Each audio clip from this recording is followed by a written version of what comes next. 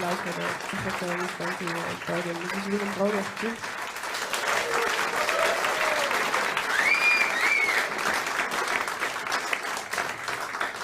Erik Brugmans.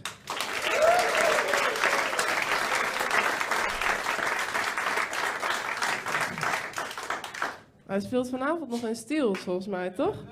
Vanavond lekker biertje drinken met Danny van Ruitenburg.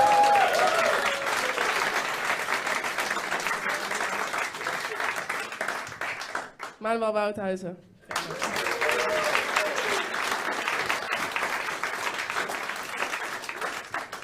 Dan wil ik graag Ed heel erg bedanken voor het geluid.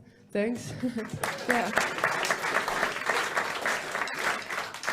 En natuurlijk alle medewerkers van de pletterij. Te gek om hier eindelijk te spelen. En jullie heel erg bedankt voor jullie komst. Te gek dat jullie er waren. Blijf vooral nog even hangen. We gaan nog cd's verkopen. Maar dit hoeft ook niet hoor. Je mag ook gewoon een praatje maken. Of gewoon gezellig nog even naborrelen. Maar eerst spelen we nog het volgende stuk. Dat is, heet 51,9 graden Noorderbreedte. En dat is de breedtegraad waarop de steden Nijmegen en Rotterdam zich bevinden. Ik kom zelf uit Nijmegen. En ik heb daar een stuk aan gewijd aan de treinreis van Nijmegen naar Rotterdam. Dank jullie wel.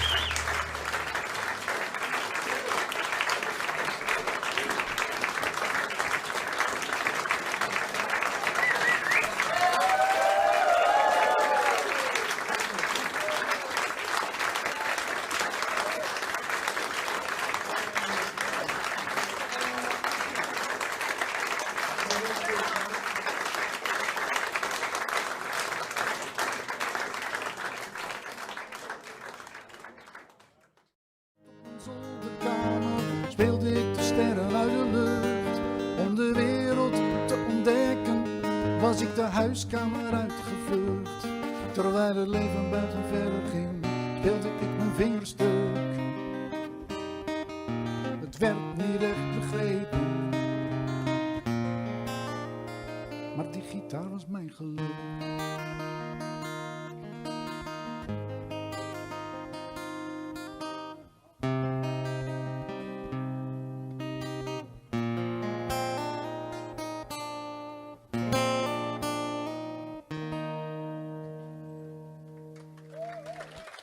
Dankjewel. En als je het mooi vindt, kan je die ook bij mij kopen. Voor €6 voor 6 liedjes. En ja, het nummer heet Soms.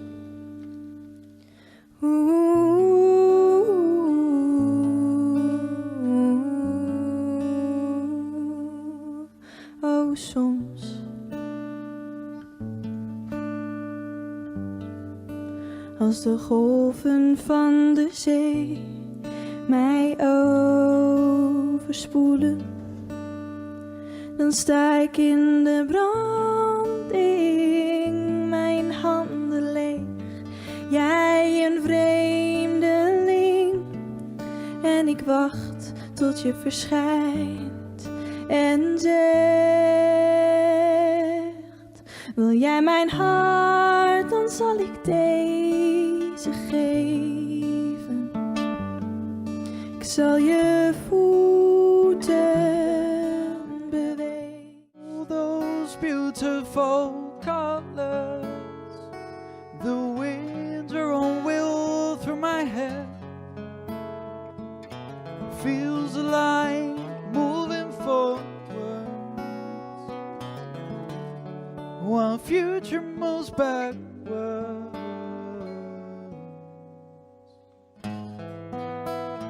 Two colorful flowers, I see them in every park. The one is my mother, and I'm sure the other one is a gift from someone you love. I'm sure I know them both, although one of them I've never seen.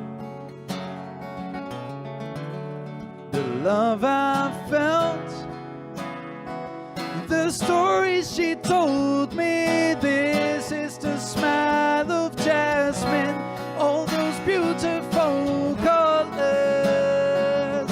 The winds are on wheel through my head, feels like moving forwards, while future moves backwards. Oh, flowers are everywhere. Flowers are everywhere. And if a flower flies, it looks like a butterfly.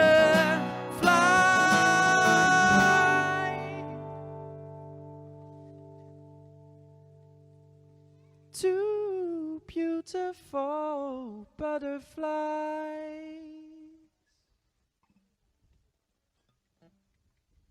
flying in her memory. Dank jullie wel.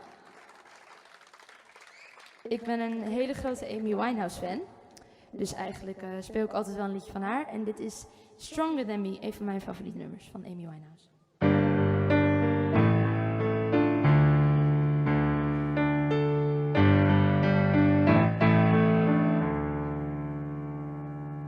You should be stronger than me, 'cause you've been here 7 years longer than me. Don't you know you're supposed to be the man, not pale into comparison to who you think I am. You always want to talk it through, I don't care. I always have to comfort you when I'm there. Well, that's why I need you to stroke my hair, 'cause all of your love's joy.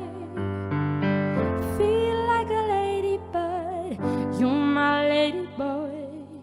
You should be stronger than me, but instead you're not colder than a frozen turkey. Why'd you always put me in control? All I need is for my man to live up to his role. I don't wanna talk it through all the time.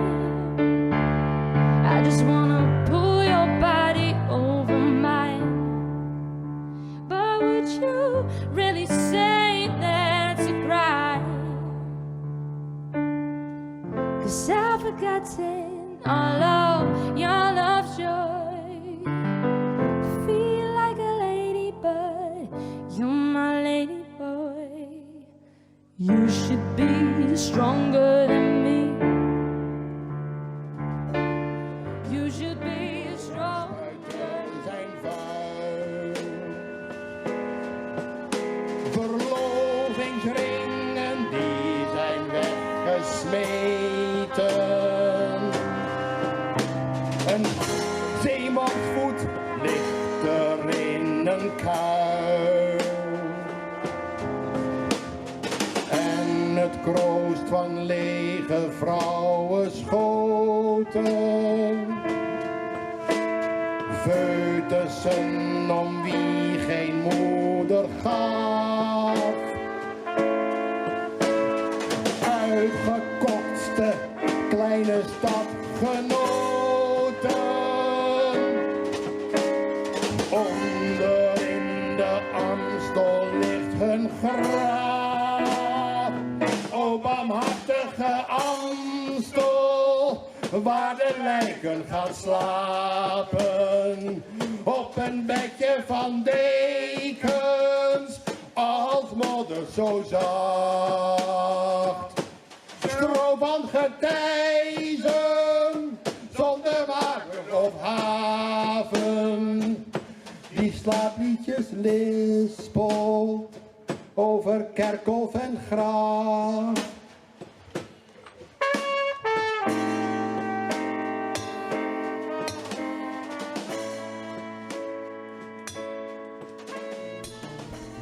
That I'm a chicken heart and that I never dare to fight.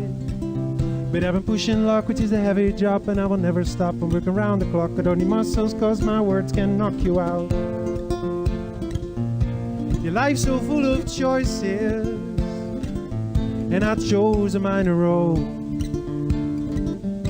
You might think I'm a bastard, I'm still stealing the show.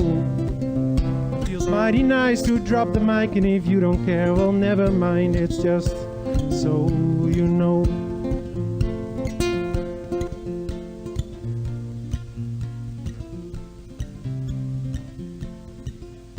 Yeah, rumor has it Johnny might come lately, and in his shadow he's been followed by his wife.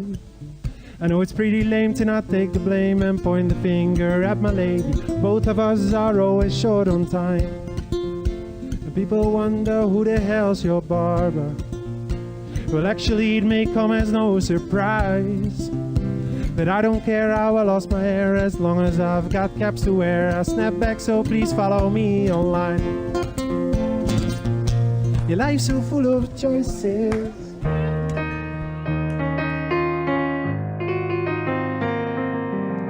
Hey, hoe is het daar? Hoe zit je haar? Ik denk aan het afgelopen jaar, nu het weer zomer is. Ik wil iets, maar er is niemand die tegen mijn kozijn aanleunt en zegt: wat woon je hier mooi? Ik loop de straat in en ik wacht op dat er iets gebeurt. Een wonder, een hond, een Let op, ja, gaat goed. het maakt niet uit. Ik heb tijd en ik heb zin. Bel me voor je barbecue, bel me voor je, bel me voor je barbecue, bel me voor je, bel me voor je barbecue, bel me voor je, voordat je vergeet, voordat dat je vergeet, zodat ik het weet waar je woont en we samen kunnen zijn. En ik neem de wijn dan mee en jij stelt me aan je vrienden voor en ik geef de saus dan door. Bel me voor je barbecue, bel me voor je, bel me voor je barbecue, bel me voor je, bel me voor je barbecue, bel me voor je, voordat je vergeet. Gewoon nu vandaag, gewoon met de vraag of ik kom, ik heb wel tijd met je nodig. Ik zeg, het is een Russisch roulette, maar schat, het komt allemaal goed. Kom en bel me, doe niet zo moeilijk, nee, doe niet zo ingewikkeld. Maak het niet groter, laat mij niet stikken nu. Het is toch vrijdag, laat niet zo moeilijk, het is toch wel moeilijk genoeg. Doe niet zo moeilijk, nee, doe niet zo moeilijk, nee, doe niet zo moeilijk, nee, doe niet zo moeilijk, moeilijk, nee, doe niet zo moeilijk, nee, doe niet zo moeilijk, want het is toch wel moeilijk genoeg. Bel me voor je barbecue, bel me voor je barbecue, baby, baby, call me for your barbecue, baby, baby, voordat je vergeet.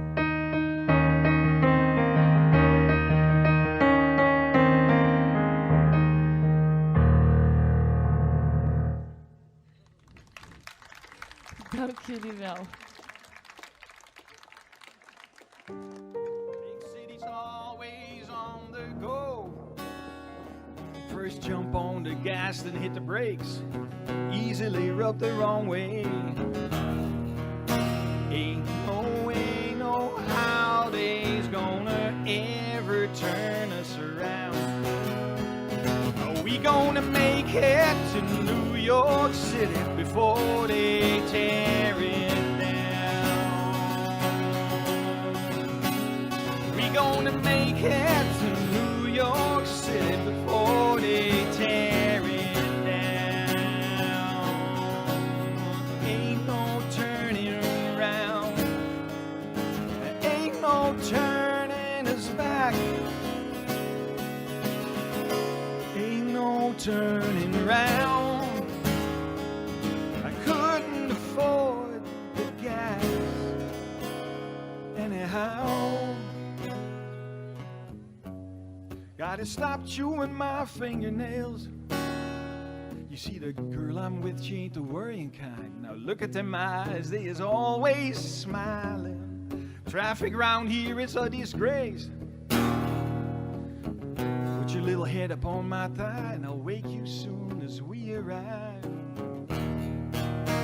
Ain't no how they's gonna ever turn us around. We gonna make it to New York City before they tear it down. We gonna make it to New York City before they tear it down. Still here, filter, still here.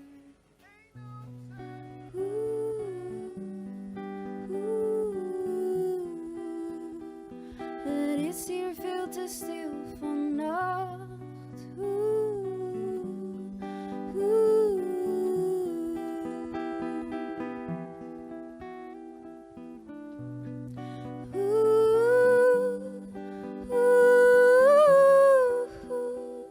Misschien heb ik te lang gewacht.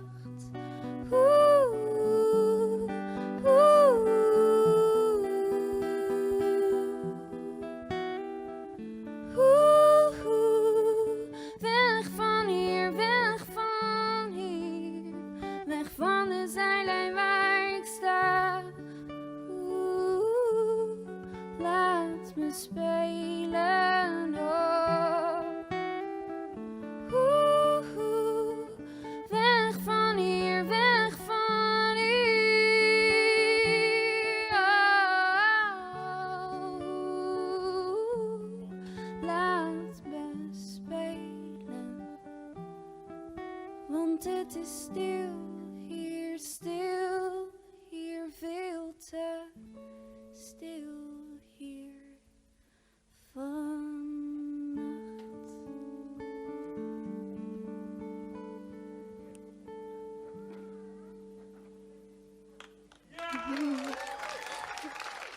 Dank jullie wel.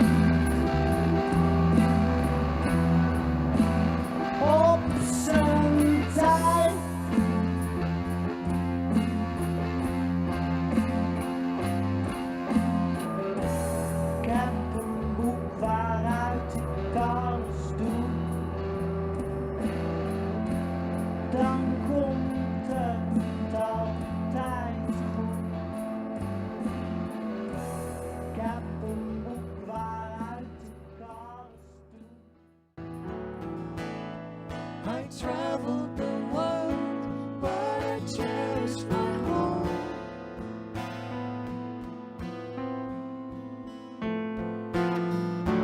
And you were always there. I'm so thankful for that.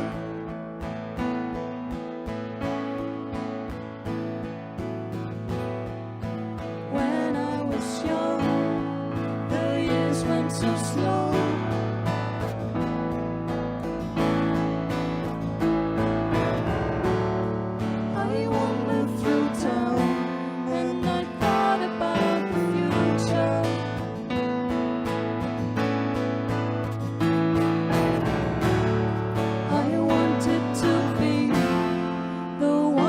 Change the world.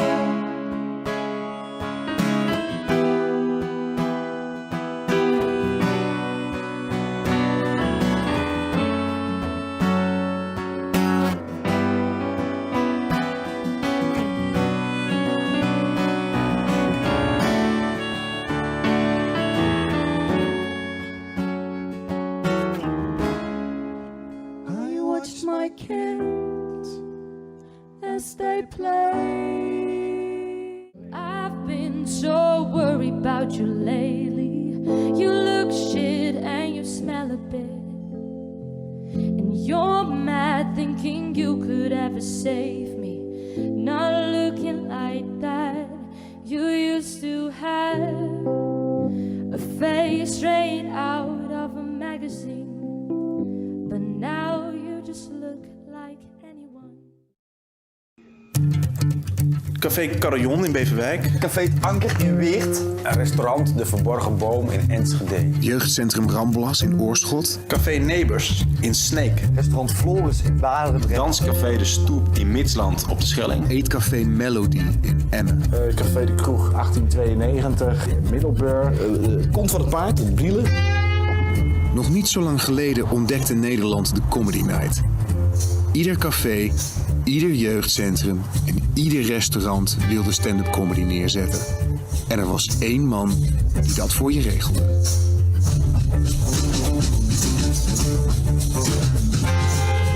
En ik heb echt in heel veel kroegen gestaan, maar als hij erbij is, dan is het allemaal net anders. Het is net het podiumpje op een plek waar het echt niet kan en waar het echt niet handig is. En altijd, er is net iets. Ik kwam in een cafeetje binnen en dan moest je nog beginnen. Dat Hans al een half pakje sigaretten op en al 2 flessen witte wijn.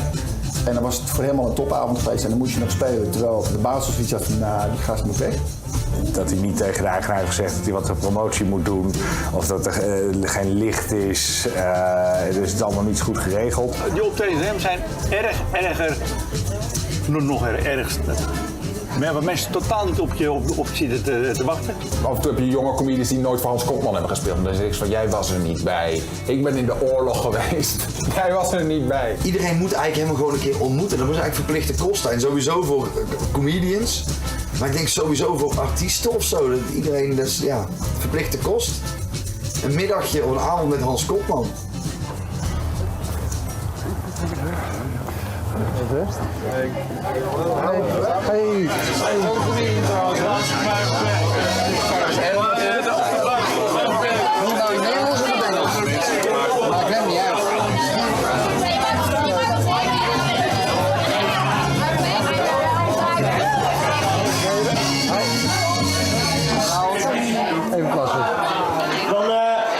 Volgens mij moesten we ook een soundcheck downloaden. Ik weet niet of de beste man zelf iets wil doen of gaat Hans meteen aankondiging doen, zeg maar. Onvoorbereid. Ja, is het goed zo? Dan nogmaals, de bar gaat even dicht. Ik hoop niet voor mij, ik ga nog een drankje pakken. En dan wou ik nou graag iedereen heel veel plezier wensen en graag het woord geven aan Hans Kopman. Geef een applaus.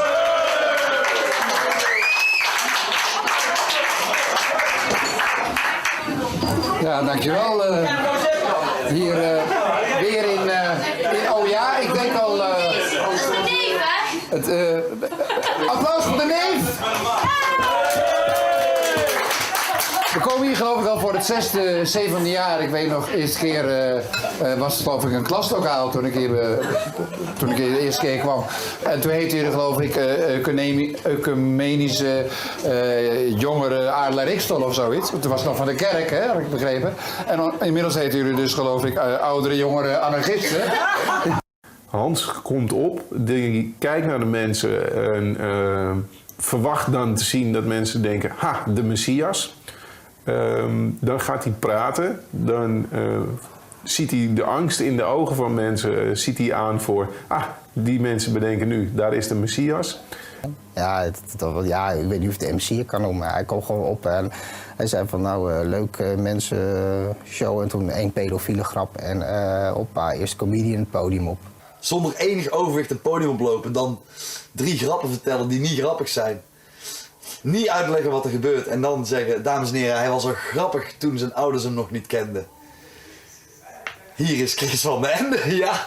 Roly poly, hier komt Donald Olium. Van hem krijg je stijve plassen. Hier is Frank Brasser. Hij kiest zijn woorden met de precisie van een chirurg. Hier is Ulf Zevenburg. Dames en heren, stop maar met zwifferen. Hier is de enige echte, Arjen van Wifferen. Ja, op school vonden ze hem al een shirker, hier is Bas Birker. Je krijgt geen stank voor dank, want hier is Hank en hij is ook nog blond en dat rijmt niet, maar dat maakt mij niet uit. Ik weet niet precies. Rechtstreeks uit de winkel van Sinkel, hier is Jurg van Ginkel. En dan zag je iedereen het publiek ook kijken zo, was een winkel van Sinkel ook alweer? Laten we sowieso hem bedanken voor zijn briljante Joran van der Sloot. Joran van der Sloot is een nieuwe popgroep begonnen. Joran, we gaan het weten. Topper. Ik doe ook een bronvermelding. Deze komt uit Spa. En dan pakte hij de microfoon, die hield hij dan zo bij zijn mond en zei hij: hallo Utrecht, hebben we er een beetje zin in? Waardoor iedereen en de hele zaal weer 3 meter naar achteren schoof. En dan moest je vervolgens opkomen om er weer iets leuks van te maken. Ik weet nog dat hij een keertje me begon aan te kondigen. En hij was echt al zo bijna, dat is typisch het laatste zin. Van, dus, dames en heren, dan is hier jullie comedian. Hij is heel bijzonder, hij is een beetje donker. Een beetje, en toen zag je hem zo'n zijtak in. Een beetje zoals, kennen jullie die platenhoes van Pink Floyd? Van Dark Side of the Moon. Er komt dus een licht in aan de ene kant en dan is het een soort prisma. En het was een jongerencentrum van 15-jarigen. Die allemaal zelfs van, Pink Floyd, wat hè? Dark Side of the Moon. En dat ging echt 3 minuten zo door. Terwijl ik zo achter stond, zo, kom ik op. En toen was er zo, en dus, dan gaat het licht verder. Prisma is best wel interessant iets. Maar goed, rechtstreeks uit de winkel van Sinkel, hier is Jurgen van Ginkel. Dus hij wil als MC, want het bespaarde geld. Dus dan kondig je de eerste act aan. Weet je, nou dat doe je, een tweede act. En dan kondig je de acts af en dan kondig je de pauze aan. Maar dan omdat Hans of dronken was of dat niet nodig vond, dan ging hij in die stoel zitten en dan zei hij pauze, weet je. En dan Dat is gewoon pauze, oké. En dat werd gewoon geaccepteerd. Weet je, zo deed Hans dat gewoon. Dan zeg maar, moet je dat dan niet, dat is toch professioneel? Ja, zo kan toch ook? Weet je, ja. Dus je kwam in een ijskoud, met ijsblokjesbad kom je dat podium op. En uiteindelijk was je dan, had je best gedaan en uiteindelijk kwam je dan het podium weer af. En dan zei Hans, hoe voel je hem gaan? Nee. Doe mij maar, waar denk je aan als je door mij hoort? Heel veel geld. Ja, Las Vegas. Juist, sluiers. Nee, over sluiers gesproken, daar heb ik ook wel. Juist. Je ziet er zoveel sluiers, dus de boerka's, heb ik het erover. Dus, en eten, gaat zo, hè? Dan luidje dicht. Dat ik denk van. Misschien een beetje brutaal dat ik dat dan dacht, maar ik vind een spleet hoort bij een vrouw tussen de benen en niet tussen de ogen. Dat zie je dat ook een beetje met mij eens zijn dan hier. Trouwens, nieuw land ook voor die mensen met die, hoe heet het ook weer, die sluiers? Ja. Die moeten allemaal terug naar Burkina Faso. Is misschien een beetje... Wat zijn we nou? Burkina Faso. Burkina Faso? Ja, dat is zo'n land voor de Afrika Cup. De Afrika Cup is nu, hè? En Burkina Faso, een beetje een moeilijk grapje, heb ik net een uur geleden op het toilet. Waarvan ik dacht dat het veranderd was trouwens. Het is heel weinig veranderd, maar er zijn gewoon inderdaad vrouwen- en mannen toiletten. Dus kun je nagaan waar ik dan, vorige keer ben.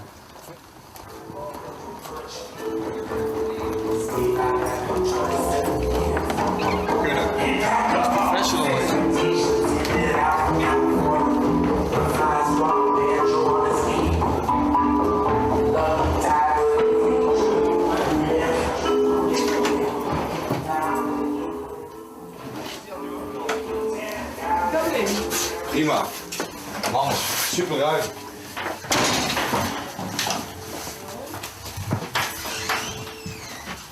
Bloody. Ik heb hier een mening over. Het was op een festival. Je bedoelt zo'n festival met bands en zo? Ja. Oké, ik speel op een popfestival in Den Helder, in een tent. Zo'n tent, pak een beet, 2000 man erin kunnen staan. Geen probleem. We trekken 8 man publiek. En wij waren geprogrammeerd tegelijkertijd met Green Lizard, de headliner van het festival. Dus terwijl Green Lizard zo stond te spelen, stonden wij met de tent die kant op te spelen. Van deze 8 zijn 6 zwaar aan de kook. Ja? En die liepen daarvoor zo. Dus je had zo 3 meter niks, dan 4 van die bankjes en dan hij. Zo gast, zo. Ze komen naar voren en eentje zegt tegen mij, terwijl ik grappen probeer te maken met van die enorme holle kookogen. Jij denkt zeker dat je leuk bent. En ik weet dat ik heb gespeeld. Gewoon om gewoon dat kwartier vol te houden. Omdat ik ging die factuur sturen. Het ging me niet gebeuren dat ik die niet betaald ging krijgen. Den Helder is echt ver. Hans Steeuw is leuk. Hans Steeuw, die is leuk. En ik denk dat het Hans Jongsma was. Die gewoon 20 minuten gewoon is blijven doen alsof het een fantastische zaal was. Gewoon om de tijd maar vol te maken. Om maar, niet dat er ooit een rechtszaak zou komen, maar om maar niet aan contract... Wij gingen die factuur gewoon sturen. En dan Hans Jongs en dan gewoon goedenavond fans. Ja jongen, dat is legendarisch hè. Onder deze kleren ben ik helemaal naakt, speciaal voor jullie. Ik ben ontslagen bij een exportbedrijf, want ik voerde niks uit. Nou dat, 20 minuten joh, ik ben kapot gegaan. Kapot gegaan. Super hartje zomer in een tent. Comedy in een badkuip. Hij had hier een badkuip op het podium gezet. En dan moest je dan als comedian in de badkuip gaan staan en dan daar grapjes maken. Maar tegen de tijd dat ik daar aankwam, was dat een soort personeelsfeest in een bowlingbaan, annex, kartbaan, annex, weet ik veel, nog iets.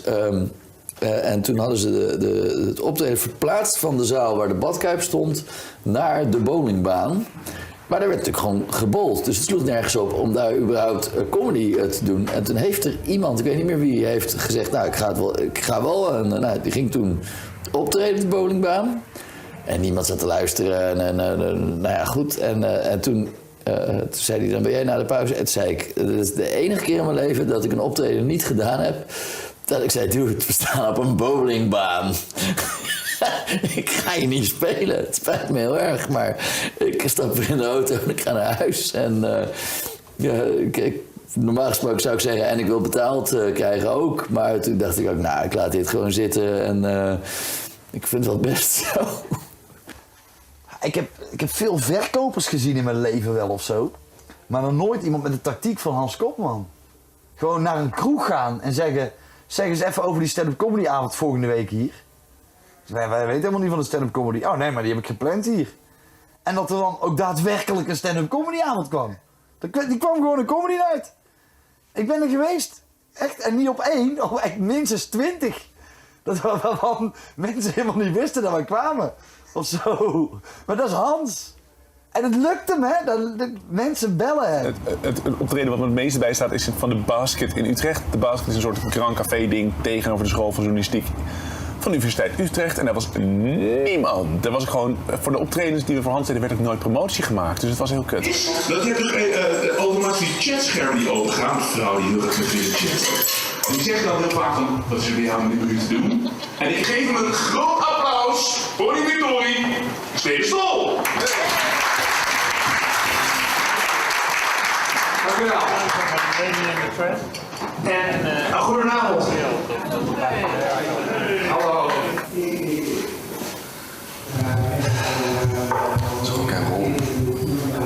Ik krijg soms van mensen commentaar die vinden dat ik heel bekakt praat. Serieus, hoe kan dat ik zo bekakt praat? En het vroeg me op een gegeven moment zelf ook al, ben ik aan mijn vader gaan vragen. Dus papa, hoe kan dat ik zo bekakt praat? En mijn vader, jongen, dat soort dingen vragen mij aan de butler. Ik weet niet of iedereen dat had, maar ik had het gevoel dat hij het gevoel had dat wij een soort rapport hadden samen. En misschien omdat we allebei journalist waren geweest. En hij... dus als hij een idee had, dan belde hij mij vaak ook op. Maar dat kon ook gewoon zondagnacht om 3 uur 's nachts zijn. En dat was dan bijvoorbeeld een zondag in maart of zo. En dan belde hij om 3 uur 's nachts. En dan Hans, kom maar, Jezus. Nou ja, misschien is hij in de problemen of zo. Neem toch maar op, weet je wel. Steven Stol. Nou, ik dacht, ik moet je even bellen, want ik heb een geweldig idee. Ja, wat campings. Al die campings hebben een kantine. Ja, daar gaan we natuurlijk shows neerzetten. Ik heb al contact met 3 campings in Limburg. En wanneer zijn die shows dan? In november. Hans sms't mij op een gegeven moment of ik hem in contact kan brengen met de producer van een nummer dat ik heb gemaakt met iemand anders. En want het EK kwam er namelijk aan.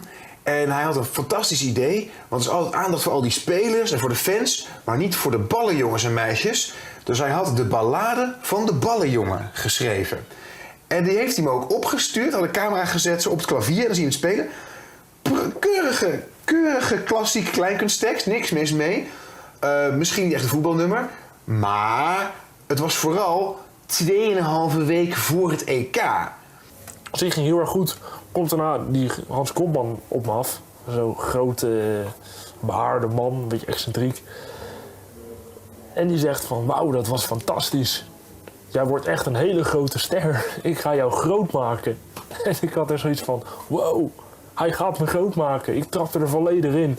Maar het allerkutste was, hij had verzonnen dat er een promotieavond zou zijn van zijn stal in Club 8. En dat daar gewoon iedereen een stukje zou spelen. En dat zou dan worden opgenomen, een dvd'tje van gemaakt, rondgestuurd naar alle theaters. En het blijkt dus dat hij van iedereen die daar speelde gewoon een willekeurig stuk, maar ook midden in een zin in en eruit geknipt, achter elkaar heeft gezet, dvd gemaakt en naar alle theaters van Nederland heeft gestuurd. Alles. Hij heeft in Club 8 een heleboel avonden georganiseerd. Hij heeft die tent ook wel echt volgetrokken en ervoor gezorgd dat er telkens heel veel publiek was. Gewoon voor iedereen die erop trad. Omdat hij overal waar hij liep hij rond met flyers en ging die mensen uitnodigen. En hij zorgde er echt voor dat er heel veel mensen daar naartoe kwamen. En op een gegeven moment was ook de avond van het mooie lied. En toen heeft hij ook heel veel mensen uitgenodigd die daar ook echt kwamen. Atje van Paul de Leeuw bijvoorbeeld, voordat hij daarmee bekend was, trad daar toen op met de zingende decoupeerzaag. Huub van der Lubbe was er, Alex Ruka was er, Bas Greveling, Ernst van der Pas. Het ging maar door, best wel veel artiesten. Oké, op een gegeven moment wist hij dan te vertellen uit het plan om een comedy tour op te zetten langs de Spaanse kusten. Dat was dan voor clubs waar veel Nederlanders kwamen. Het liefste Hans Koppel moment dat ik heb is in theater De Vetformule, vlak over de grens in Duitsland. Hij wou toen de Duitse markt veroveren en een van de stappen die hij daarin nam was het afhuren van een theater in Duitsland. Hij wist het onder andere had hij Lionel Messi gesproken. Ja, het mooiste moment is wij lopen naar binnen en dat blijkt niet een afstandse tent te zijn, maar gewoon een prachtig gerestaureerde, zoals de naam al doet vermoeden, pepermolen. Een fantastisch theater, sfeervol, authentiek en leeg. Want, weet je, hij leeft echt in een wereld waarin het carré was. Maar het was gewoon echt een kroeg waar ze een appelcarré serveerden. Dat was ongeveer wat ze hadden. Het was heel jammer. Maar dat had voor mij wel alles wat Hans Kopman kenmerkt. Weet je, de levensgrote ambities. De fanatieke edoch amateuristische voorbereiding. Maar ook zijn liefde voor theater. Dat je denkt van nou, ik Hans Kopman, kan de Duitse markt veroveren. Weet je, wat heeft Linda de Mol dat ik niet heb? Who thinks that I should talk and that she should shut the fuck up? Duidelijk. Or should we just take a fuck pause? That was a really suggestion. What gaan we doen?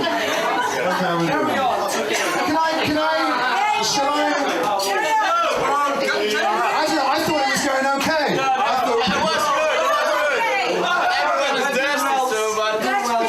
Wow, you know what? It comes to the point where you think to yourself, wow, my career is going really well. Ja, dit is echt ouderwetse handwerk, hè? Ja, ik vind het leuk. Vind ik cool. En enthousiaste mensen, hoor. Mensen die mij niet kennen, weet je wel, de generatie is natuurlijk... en normaal is het vanaf 16 tot 25, maar er zijn ook mensen die dan 30, 35 en hier nog steeds blijven hangen en ook in de organisatie zitten. Dus ik zie elke keer ook weer nieuwe mensen en jonge lui. Oh, je kun je het zo jaren? We doen het al 6, 7 jaar. Roel is hier een begrip. Oh, sure. Ze zagen eerst Roel en daarna gingen ze naar Lowlands. En zeiden ze... Roel, uit de Alarexel. En ook Jeroen is een paar keer zo voorgekomen. Heeft hij hart voor comedy? Volgens mij heeft hij geen idee van wat comedy is of wat goed of slecht is. Ja, die man heeft wel echt hard voor comedy. Alleen, hij is natuurlijk totaal gestoord. Volgens mij, als hij betaald wordt op het einde van het optreden, dan zit hij van, oh goed, dat was een goed optreden. Anders niet. Hans is gewoon iemand die super intelligent is. Alleen zijn hersens kunnen dat gewoon niet aan. Dus hij is gewoon verder dan heel veel mensen denken. En hij snapt ook heel veel dingen. En alleen hij kan dat gewoon niet door zijn mond of door zijn... Hij kan het niet. Hij heeft gewoon te veel. Ik weet niet of je kan zeggen iemand met een persoonlijkheidsstoornis die ook een drankprobleem heeft. Of een alcoholist met een persoonlijkheidsstoornis. Eén van die twee. Ja, en dan word je gek in je hoofd. Dan word je totaal gestoord. Echt, want dan moet je alcohol hebben, en dan moet je zuipen, moet je medicijnen, want anders kan je het gewoon niet aan. Dus de man is creatief gestoord. Maak jij appeltaart of zo? Stoere brandweerman, of niet dan? Oh, dat ben jij niet. Oh, sorry. Ho. Jij bent gewoon homo. Nou, oké, ja. Hé, we gaan er... Heb je er moeite mee? Nou, daar kom je zo wel achter in het toilet. Waar woon je? In een kelder. Nou, nee, we gaan verder met de laatste. Heb je de afsluiting van vanavond? Hebben jullie daar zin in? Ja! Oh, zo! Zijn jullie echt te wachten? Nou, ik wil een keihard applaus weer trappelen met de voetjes. En een keihard applaus voor nieuwe kinderen dan voor Chris van den Ende, mensen.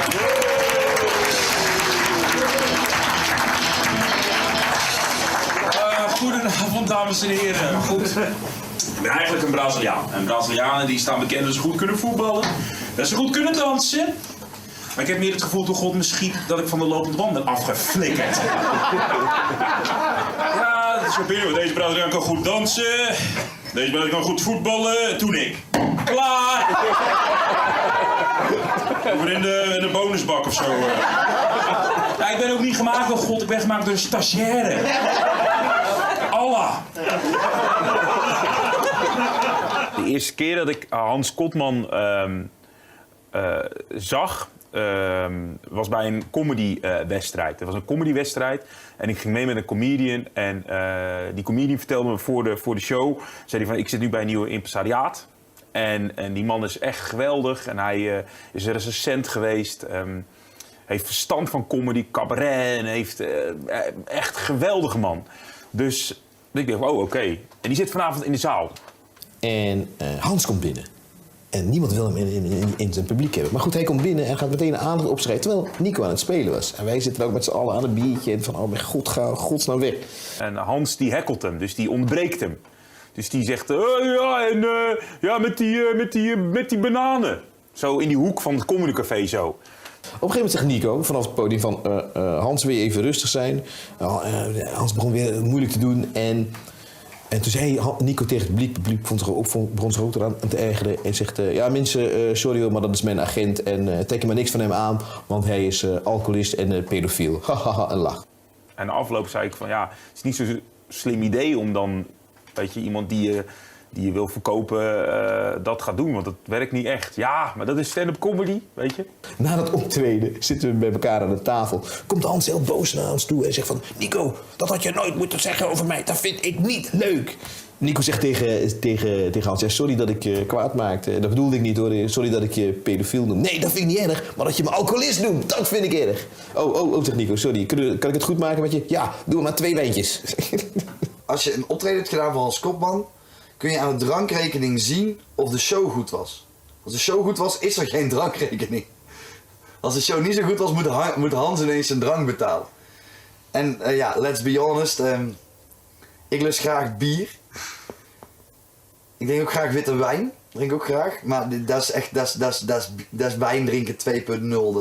Zoals Bert Gabriel zou zeggen, hij had 2 glazen wijn op, van die lange, met zo'n kurk. Ik ben een alcoholist, dat weet ik. Weet je wel? Ik drink misschien net even iets te veel gewoon, maar die gasten die heeft dat zo stelselmatig zo vaak gedaan dat zijn Korsakoff gewoon Mongool is geworden. Gewoon. En dan 's middags hadden we ergens afgesproken, snikheet weer en dan zat hij op een brug. En dan zag ik hem al zitten met zijn bruine kop in de zon, met een blikje half liter bier erbij. En dan mensen te schreeuwen van, wil je een euro? Wil je een euro? En dan was iedereen een beetje verstoord van, nee man, natuurlijk niet, ga weg man. En dan zei hij, ja, ik ben een omgekeerde zwerver. Wil je een euro? Dat was in een restaurant tussen de gangen door. Maar toen was Hans ook zo dronken dat hij ook gewoon tegen de eigenaar van het restaurant ook aanging zeuren dat hij meer wijn wou. Meer wijn, meer wijn. Ik heb deze show geregeld hoor, wijn. En dat was een beetje... Toen wou ik eigenlijk liever niet met hem geassocieerd worden. Dus iedereen zat hem ook een beetje aan te kijken. Ook alle mensen die daar aan het eten waren. Ook van, wat is dit voor een rare man? Ben ik op een gegeven moment, had hij me aangeraden om mijn studio in Haarlem te benaderen. Want hij zei tegen mij van... die shows waren wel leuk daar, maar ze hadden niet zoveel budget meer. En omdat ik natuurlijk ook open mic-achtige shows organiseer, misschien is dat wat voor jou. Dus toen ben ik daar naartoe gegaan. En toen vertelde ik dat. Ik zei van, ik begreep dat jullie niet zoveel budget hadden, maar... en toen zei hij, nee, dat is niet de reden dat we met Hans Kotman gestopt zijn. De reden is dat hij onze gasten ging lastigvallen. In ieder geval de helft van de tijd was hij gewond geraakt door een of ander gevecht.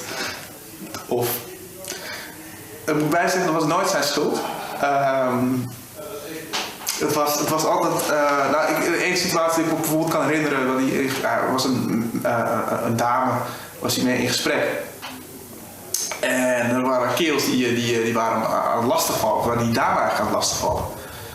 En dan moet je Hans Kotman hebben. Maar die kan niet tegen onrecht. Dat is uiteindelijk in een gevecht losgelopen. Dus de hele hand open lag en hij was helemaal losgelopen.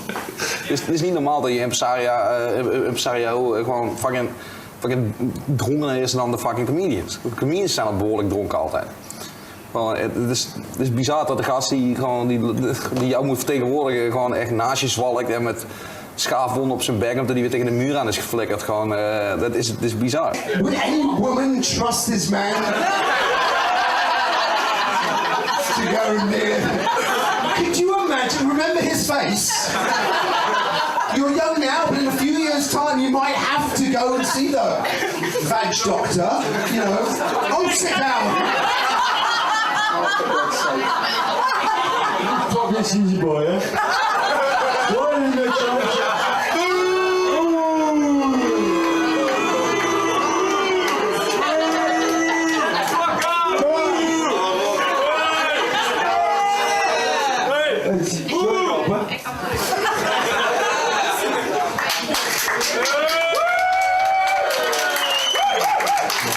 That's how fascism started. Stop.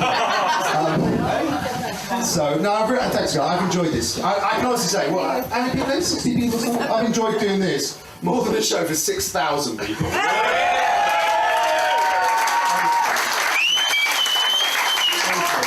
You know why? Because this really happened.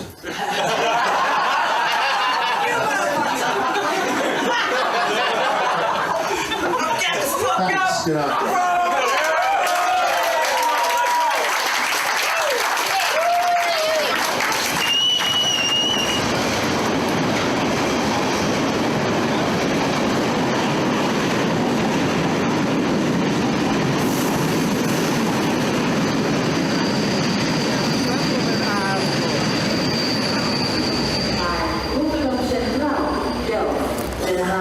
Spoor en Amsterdam Centraal, 21 uur in S6, van spoor 1.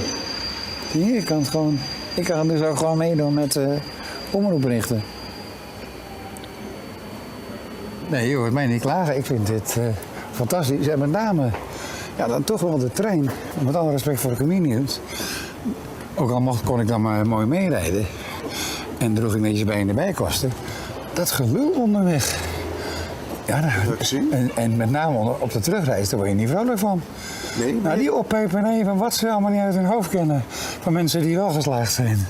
He, zou ik zeggen, het is echt gewoon waanzinnig. Eerst die onzekerheid of van hoeveel mensen zitten. Weet je, dat soort dingen is toch totaal belangrijk. Je komt ergens aan.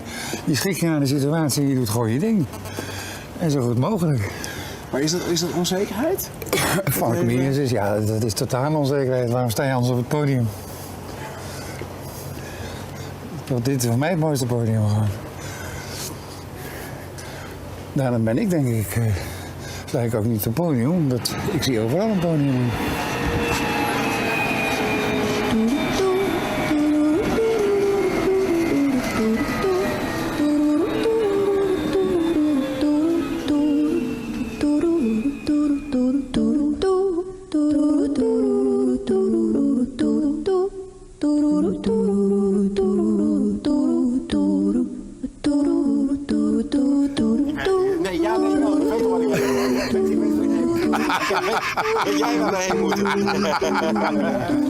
Toen heb ik voor het eerst in mijn leven meegemaakt. Ik was nog niet het podium, dus toen kondig ik jou aan. Die zaten helemaal bijna in extase. Kwamen er 2 vrouwen, ongelogen. De een was paardentemster, ik kan me nog herinneren, fluisterde ze in mijn oor. Bijna meetrekken als ik een stropdas had gehad. Meetrekken en achter de krenk tegen mij. En op schoot, hè. En wat wil je drinken en dat en dat. Ik denk, waar heb ik dit aan te danken? Maar wel lekker. Skotman, ja, die was echt geweldig met vrouwen. Ik heb hem echt met... maar wel allemaal vrouwen van zijn leeftijd. Hè. Het is niet dat het allemaal fotomodellen waren. Het waren natuurlijk allemaal ook... zeg maar met memo-pauzes en issues. Ik kan het vrouwen binnen 20 seconden laten doen. Nou, sterker nog, gisteren kwam ik binnen. Het was gewoon zo. Eerst even schrikken en dan is het kusje. Ja, hij zei, hij stapte de auto in en hij zei van, nou Dries, ik maak toenaderingen naar die vrouw, naar Esther, die aan jouw schoonzus is. En ik overweeg een klein kusje. Bleek later dat hij gewoon zijn natte lap in haar mond had gestoken. Goed, ik overweeg een klein kusje en zij weert me af. Dat vind ik dan heel preuts. Dat vind ik dan heel preuts en ja, niet nodig. Ik had ze allemaal. Op een gegeven moment, ik was zo geil. Er stonden 4 Friesinnen, die begonnen ook Fries te praten, voor Weber. Die zeiden, god, jij hebt nog wat te drinken. Jij bent wel een lekkere jongen, een beetje Roel, hè? Jij bent wel een lekkere jongen. Ik zeg, ja, nou, als je even tijd hebt, dan ga je niet met me mee. Ze hebben 4 keer het adres gevraagd. Ik zeg tegenover, kent u gevraagd kippetjes? En ze zouden komen. Ja, maar serieus, ik bedoel, dit is wel de man die gewoon op een gegeven moment had ontdekt. Als je gewoon een telefoonboek openslaat en je gaat gewoon naar mensen bellen, kom je op een gegeven moment als single vrouw uit. En dat deed hij, hè? Dat is geen grap, hè? Dus als Hans een show had in Brugkutterveen, dan ging hij het telefoonboek van Brugkutterveen open doen. Net zolang tot hij een single vrouw had. En die vroeg je dan, ik heb gespeeld, hè? Maar gewoon een vrouw met haar zoon gewoon kwam zien. Dat was het. Die kan me gewoon zien. Zeg maar, ken jij die? Heb ik gewoon opgebeld. Leuk, hè? Waarvan akte. Toen moest Caroline Sanders worden betaald. Hoor ik hem zeggen daartussen. En wordt er nog gestuurd. Dat is lekker professioneel. Wordt er ook gestoeld. Dat we ergens, volgens mij was dat in Heerlen, na een optreden in de kroeg zaten en hij wijn aan het drinken was en mij toen vertelde dat hij dan s'avonds wel eens tv zat te kijken. En dan zag hij mensen, dan zag hij bijvoorbeeld een weervrouw, dat hij dacht van wat een mooie weervrouw is dat. En ik zat er bezig mee zo van ja, oké. Hij zei van nee Jurg. Toen pakte hij me ook zo bij mijn arm. Zei zo, nee, dan ga ik die vrouwen bellen. En ik zei zo ja. Nee, dan ga ik ze bellen. Dan zeg ik dat ik van de krant ben. Ja, daar werk ik al lang niet meer. Maar dan ga ik met ze afspreken. Er is een verhaal dat hij een vriendin in Maassluis had. Die had een boutique. En die boutique was best wel bekend in Maassluis. Ik weet niet, het was herenkleding of dames, ik weet niet wat het was. Dus in Maassluis was hij een heel belangrijk persoon of zo. Iedereen kende haar in Maassluis. En Hans die kwam daar omdat ze vriendin was. Dus dan ging dan naar de boutique toe. En dan werd dan wakker 's middags. Dus wat hij dan deed, is dat hij dan de raam open deed. En dat hij dus vanuit van de bovenkant ging hij dan naar mensen schreeuwen dat hij amateurparagnost was. En of je langs kon komen, dan kon hij je hand lezen. Maar omdat Maassluis is een hele dat zijn nette mensen. Dus ja, die mensen die zeiden ook niks tegen zijn vriendin. Die hielden ook zijn mond. Alleen zij merkte dat haar sociaal leven, dat mensen een beetje raar gingen doen en het gevoel hadden van, ja, dit is niet goed. En ze merkte dat ze gewoon vrienden kwijtraken. Toen ging het uit met Hans. Toen kwamen al die mensen met die verhalen dat hij daar stond te bellen naakt en dat het hem totaal niet interesseerde. Dus dan zit hij in die piek. Ik sta in 2 Klaveren met, jawel, Hans Steven, het krem komt even inpluggen. Om nog even terug te komen op Goesman bijvoorbeeld, die dan zei, ja, 15 jaar geleden zag jij mij staan op de Kleinkunstacademie. Hij zegt, wat je met z'n zessen. Die mevrouw met dat haar wil die zich melden. Hallo. Ja, daarom. Die wordt gefilmd namelijk. En dat is de ware artiest. Die geeft en durft. Kunst is Gabe, keine Wiedergabe. Tot zover. Nou, toen heb ik een tijdje niks van hem gehoord. Ik had hem op een gegeven moment gemaild van, joh, hoe zit het, Hans, heb je nog een optreden voor me? En toen zei hij van, ja, je mag een keer komen spelen bij de Loft der Zotheid in Rotterdam.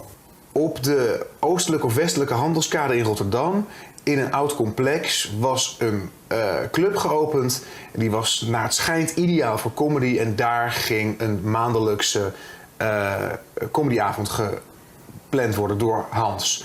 Die zou Lof der Zotheid gaan heten. Hè? Rotterdam, Erasmus, daar heeft Hans natuurlijk al over nagedacht. Hans gaf een heel interview aan de stad dat hij altijd al aangetrokken was tot het water. En dat hij daarom zo graag een comedyclub in Rotterdam wilde beginnen. En er heeft dus ook echt een stuk in het AD gestaan daarover. Maar best wel een groot stuk. En uiteindelijk was dan het moment. En ik weet dat Hans had een soort event daarvoor aangemaakt. Op zijn website was dat ook echt een ding.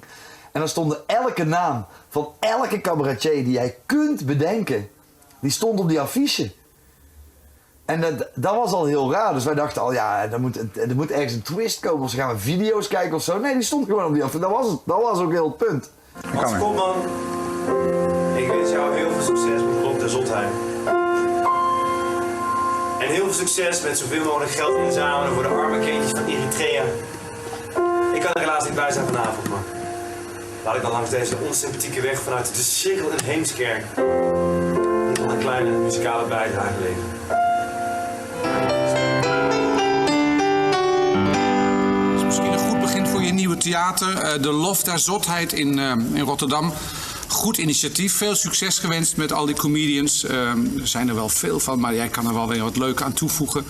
Heel veel succes en heel veel plezier op de opening. Tot kijken. Maar hij had ook gewoon Anouk onder andere gezegd dat hij ging optreden. En ik zei, Anouk, hoe heb je nou Anouk? Nee, dat is gewoon een andere Anouk. Ik ken gewoon een meisje, heet ook Anouk. Nou, die komt al langs. Overal stond ook boven, want ik ben niet op mijn achterhoofd gevallen. Overal stond boven, onder voorbehoud OVB. En hij had dan ook nog beweerd, en dat stond geciteerd in het Algemeen Dagblad, dat de club geopend zou worden door Willem van Hanegem. Er is een artikel verschenen in het AD met een fotootje van Willem van Hanegem. Nou, dat gebeurde natuurlijk niet. Wim von Hanegem. Er stond een fotootje Wim von Hanegem. Ja, maar dat meisje van de krant die belde mij nog op. Zei, wat is het nou? En toen zei ik, nee, je hebt niet goed gelezen. Er stond Willem von Hanegem. Haha. En ze belden me. Ik zeg, ja, kijk maar even in je mail. Oh ja, verkeerd gelezen. Maar dat zijn pas, hoe noem je dat? Hoe noem je zulke dingen? Practical jokes. En die avond in Rotterdam was ook nog voor het goede doel. En in eerste instantie het zou War Child zijn. En Hans had een verhaal van ik echt heel bang ben dat het echt waar is. Namelijk dat hij Marco Borsato uit bed had gebeld.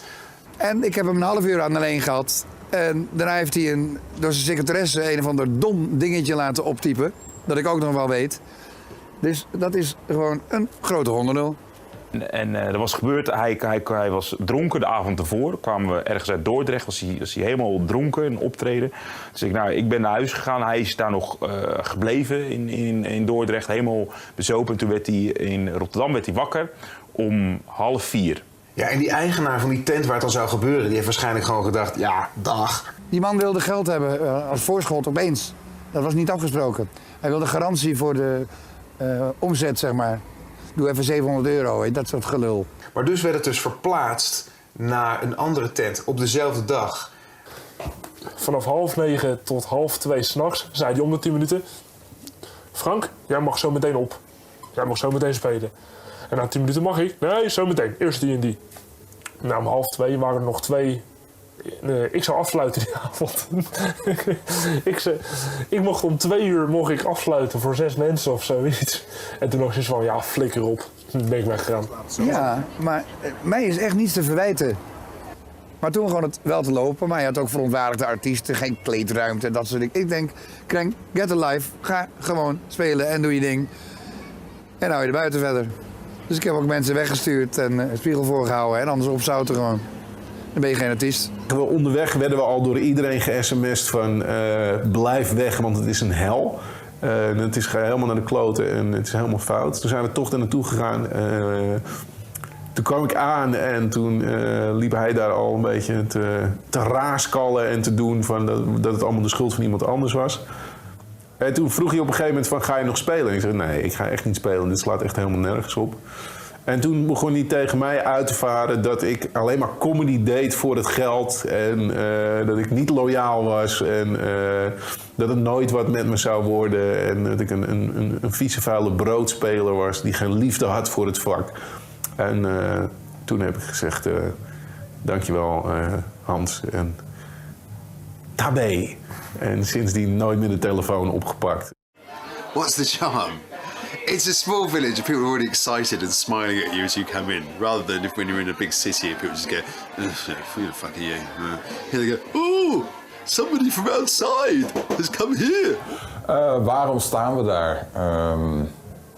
Ja, spelen is spelen is spelen. En dat is altijd beter dan niet spelen. Ja, het is spelen. Ik heb toen ik begon een paar regels voor mezelf bedacht. En één was van je zegt nooit nee tegen optredens. Ik denk dat het op de een of andere manier is het het sadomasochistische in je vak. Dat je wil op dat soort, je wil gewoon spelen. Dus ja, als je op zaterdagavond niks te doen hebt en hij belt weer op, ja, dan ga je maar. De reden waarom elke comedian wel eens met hem mee is gegaan, omdat we toch allemaal hoertjes zijn. We willen toch allemaal centjes verdienen. En als je een avond niks te doen hebt en je denkt, nou oké, dan gaan we met Hans Kochman geld verdienen gewoon. Carré zal mij niet bellen, daar moet ik ook heel eerlijk in zijn. En als Hans Kochman hem belt, dan denk je van... Ja, het is een optreden, dus ik doe het. Ik ben ook al helemaal een grote artiest. Ik ben totaal geen bekende comedian. Dus ik vind sowieso dat ik dit moet doen eigenlijk. Plus wat ik ook vind is dat mijn vriendinnetje heeft best een goede baan of zo. En die moet voor €100 moet die gewoon een hele dag achter een bureau zitten. Die moet gewoon suffe bouwaanvragen controleren op brandveiligheid. En ik moet voor diezelfde €100 even in de auto zitten, wat ik eigenlijk best wel graag doe. Om vervolgens naar mensen te gaan die willen lachen om zelf een leuke tijd. Ja, eigenlijk is dat niet zo. Eigenlijk is dat goed verdiend, hè. Ik weet ook wel, het slaat nergens op. Maar het is gewoon omdat ik er ook van hou. Comedy hoort namelijk in dit soort plekken. Het hoort in een kroegje te zijn, het hoort in een club te zijn, het hoort in een poppodium. Ja, dus je moet het gevoel hebben dat het net een beetje niet klopt, dat het geluid niet helemaal goed is. Kijk, het is een beetje jazz eigenlijk. Hè? Je moet kunnen reageren op je publiek en daarop kunnen anticiperen. En als het dan lukt, is het fantastisch. En als het niet lukt, ja, dan ben je kapot. Het moet een beetje pijn doen. Die adrenalinekick die je ervaart als het een keer een succes is, dat wil je vaker en vaker en nog een keer. Waarom? Omdat als mensen keihard lachen of lachen, dan krijg je een stukje bevestiging naar jouw persoon toe. Dat wat jij bedacht hebt, dat het leuk is. En dan gaan mensen klappen en ze gaan ze lachen en dan is alles fantastisch en dus jij de week weer goed. Het is ook wel lekker, weet je. Het geeft ook ergens wel een kick. Als je op een onmogelijke plek staat en je kan het naar jouw hand trekken. Ja, dat voelt wel waanzinnig. Dus je ego wordt er ook wel doorgestreeld. Als je zo'n echt een kut optreden voor 15 man toch weet om te buigen naar een leuke avond, is dat eigenlijk meer voldoening dan op zaterdagavond in 20 minuutjes het comedycafé bij wijze van spreken op zijn kop zetten met 120 vrijgezellen die allemaal €16 hebben betaald. Die gaan wel lachen. Die gaan hun geld wel uitlachen. En zeker voor beginnende comedians, je had toen de tijd of je had Toemelen of de Explosion of het comedycafé en daaronder was het eigenlijk niks. En Hans, ja, hoe slecht of ze ook waren, af en toe stond je in een bushokje te spelen.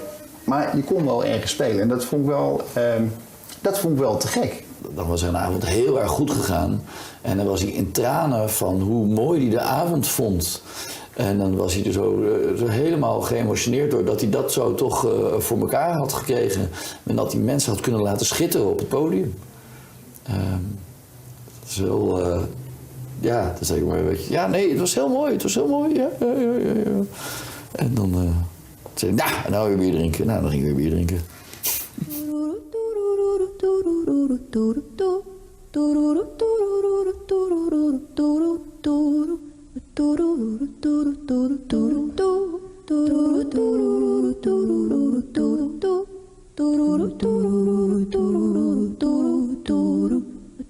Ja, ik heb dat we hebben wel heel vaak gehad dat ik dacht van, nou, nu is het wel afgelopen met Hans of zo. Dat ik dacht van, ja, nu moet er iets gebeuren of zo. Want je hoort, kijk, Hans is gewoon manisch. Dus en als hij in die piek zit, dan is het bijna niet meer te stoppen. Maar hij vertelde ook dat hij inderdaad gewoon de hele nachten niet in slaap kon komen. Maar door en door niet. En dus ja, dan ga je maar iets proberen om wel tot rust te komen. Maar dan hadden die nachten door en dan was hij weer aan het zwerven daar en dan weer daar. Maar dus een meisje achter de bar van de Wever, die zei al, Hans, je weet dat je hier niet mag komen. En toen dacht ik, serieus, hier ook al niet? Dacht ik echt bij mezelf, ik zei, hij mag al nergens meer komen. Ik schud wat handen. Maar wie schetst mijn verbazing? Bij de 5e hand voer ik een hand op mijn schouder. Nee, ik kreeg een stomp. Ik kreeg een stomp van iemand die zich als de broer van Bram van der Velde had voorgesteld. Maar uiteindelijk dus toch die deur open, dus we gooien naar buiten en dit is niet de verzinning, gewoon recht in de armen van 2 politieagenten, die waren dus al gebeld tot gekke Hans er weer was. Ik denk dat dan de politie, die immers scheetsgewijs om de hoek zat, had gebeld en ik werd vervolgens in de boeien geslagen. En die reactie van die politieagenten is meest vond ik echt zo geniaal gewoon. Ze hadden niet zoiets van, we hebben een boef. De reactie van die politieagenten toen ze dus Hans zeggen, Hans, jij weer gewoon. Zo vaak heeft die gast gewoon dit soort weirde shit geflikt. Ook daar heeft hij mij dus mishandeld, zo zie ik dat. En daarom zie ik deze film, tenzij dit nog steeds een slechte grap blijkt, zie ik deze film toch als een soort rehabilitatie en genoegdoening en eerbetoon vooral, omdat ik jaar in jaar uit alle talenten van Nederland gevolgd heb. Zowel in een gesprek als interview, dan wel in een kritiek, _, recensie. Er was een benefietavond voor Amnesty International. Zaganar, zo heette die dude. Dat was een comedian. Volgens mij Tibet of zoiets. Dat soort shit. En bij die asfalt hadden ze dus een avond, Amnesty had een avond georganiseerd om geld in te zamelen voor de advocaten van Zaganar om hem vrij te krijgen, om in elk geval zijn zaak te beslechten. Ik zeg Hans, wat leuk. Ik steun dat initiatief. En dan is het misschien wel leuk dat ik daarna de mensen vermaak met mijn pianospullen. Hij zegt Hans, dat is goed. En op die dag, en dat weten die comedians niet, maar op die dag is zijn moeder, iets met zijn moeder is dan gebeurd. En Hans die zat in het manische en die was toen emotioneel. Want Hans die kwam dus stomdronken gewoon, zeg maar, bijna helemaal aan het eind van de show kwam hij binnen. En natuurlijk, weet je, ik ken mensen die hekkelen. Ik heb nog nooit gehoord van impresariaten die hekkelen, nog nooit. Impresariërs die hekkelen niet, dat is belachelijk.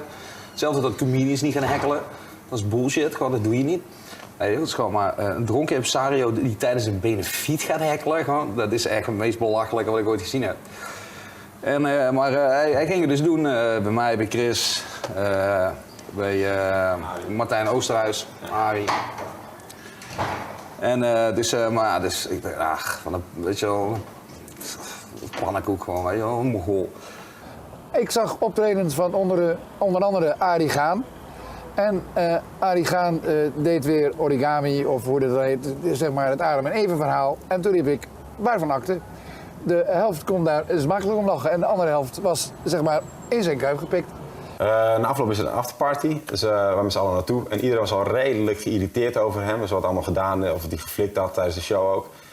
Alleen Hans natuurlijk niet, die dacht dat hij een goede toevoeging was geweest. Dus hij denkt, laten we nog een klein stukje toevoegen. Ik ga piano spelen. En op een gegeven moment ging hij dus piano spelen. Dat was toen wij naar buiten gingen om een peukje te roken. En dat mocht ze schijnbaar niet.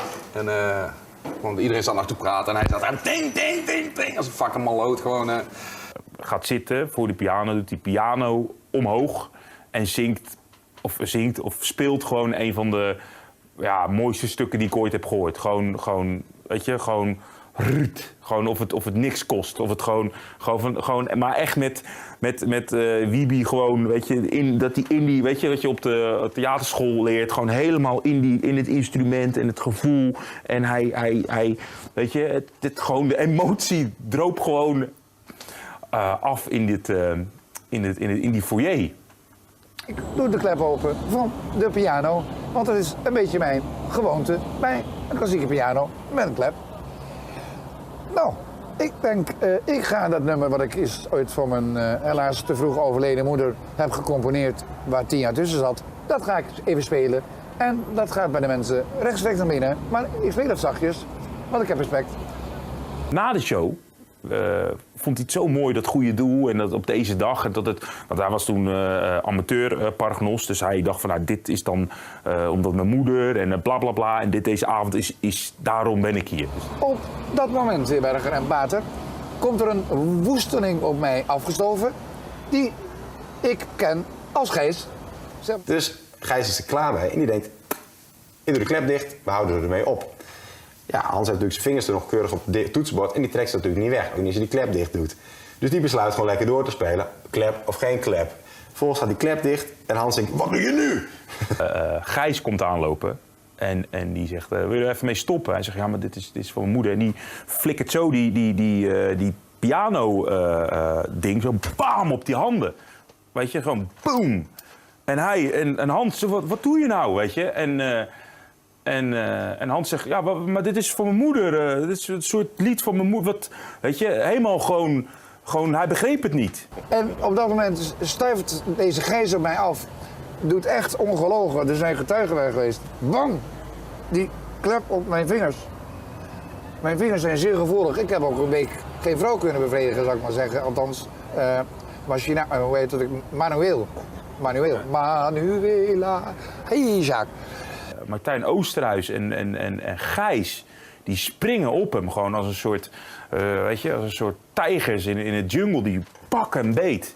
Die grijpen hem bij de keel. En die sleuren hem gewoon 2-3 meter, sleuren ze hem door die foyer heen. Al die mensen kijken. Die denken van, wat gebeurt hier? Nou, dus toen werd Martijn Oosterhuis, die was al pissig gewoon. En Martijn zat net op vechtsport. Nou, dan weet je, als Martijn net iets doet, dan wil hij dat ook aan iedereen laten zien. En ze sleuren hem door die gang heen en ze flikkeren hem vanuit dat, want het is ook zo'n verhoging, ze flikkeren hem zo naar buiten.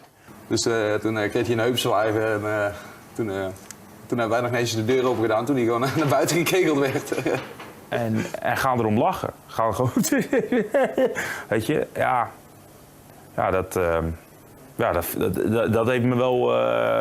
dat heeft me heel veel verdriet gedaan. Tadada. Ja, wegwezen, Kreng. Tijd voor mij. Mag ik spelen zonder dat de klep dicht gaat? Oh, hier zit geen klep op. Nou, dat scheelt ook. Dan ga je, man.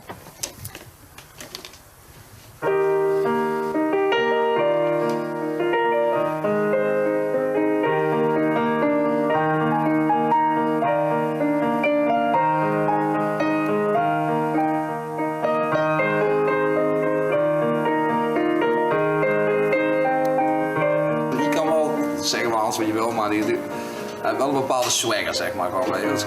Dat is zo'n bon vivant, zo loopt hij in de rond en gewoon, weet je, zwieren noem ik dat. Maar boven alles, hij bedoelt het altijd goed.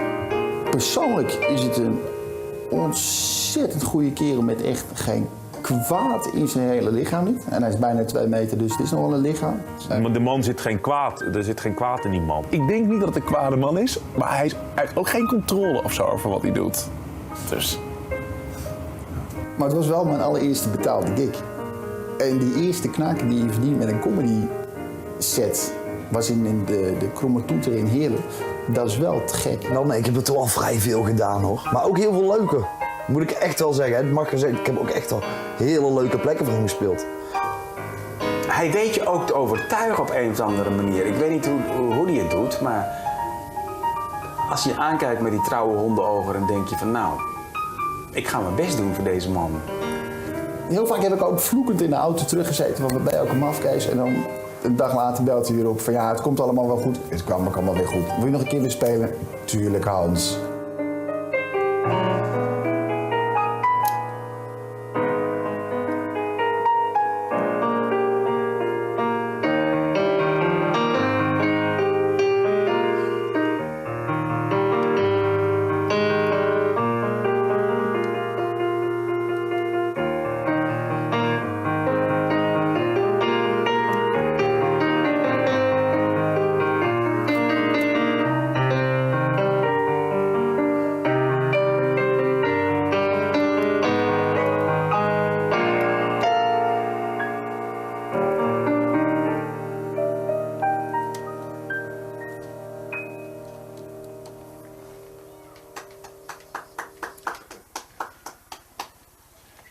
Dat wilde ik dus spelen.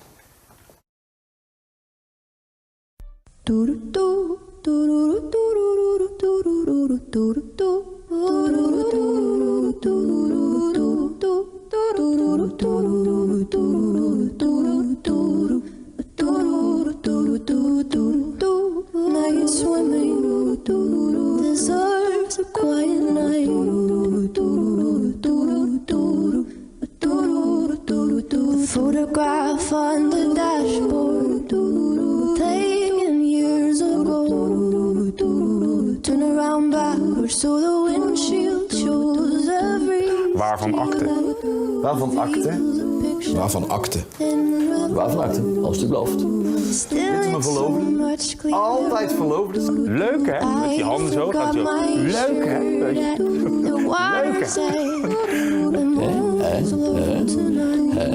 Leuk hè? Leuk hè? Gezellig.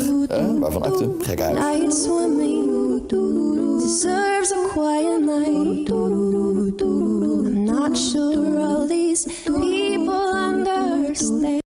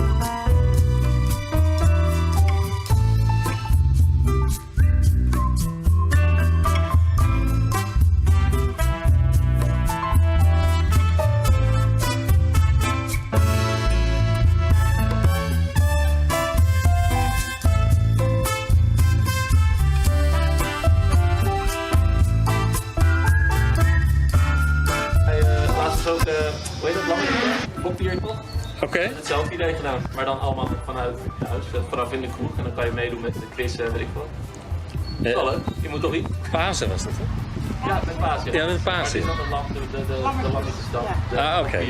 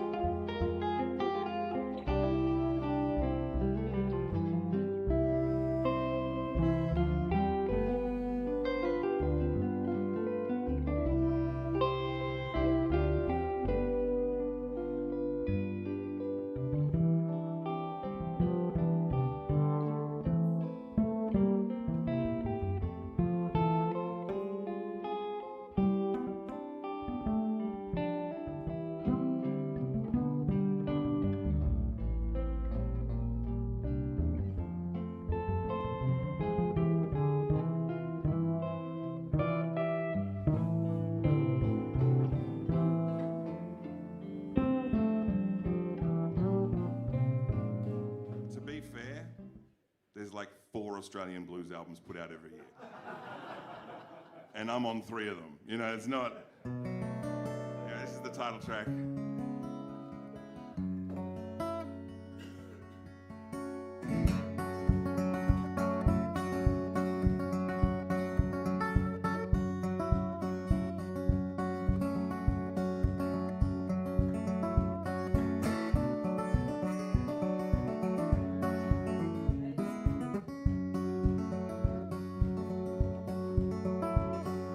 I get home, but I never rest my head.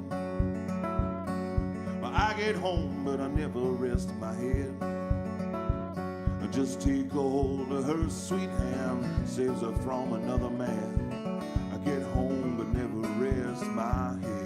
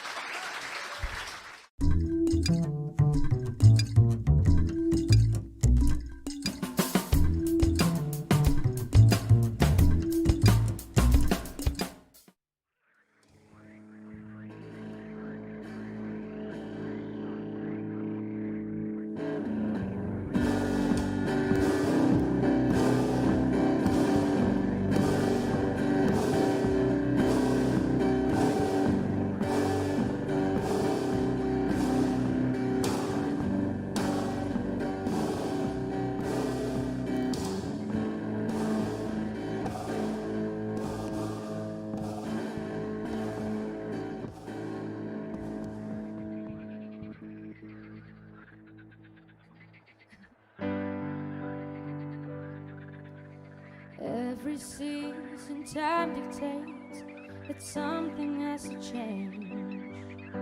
It's hard to catch your eye line when you're staring into space. Turn and run, the time is gone to slowly walk away. Some say separate pathways, sometimes turn and meet again. It's a lonely, lonely, lonely, lonely life, but only for a moment at a time. It's not what faith intended, but it's how it ended up. I hope someday you'll find someone to love.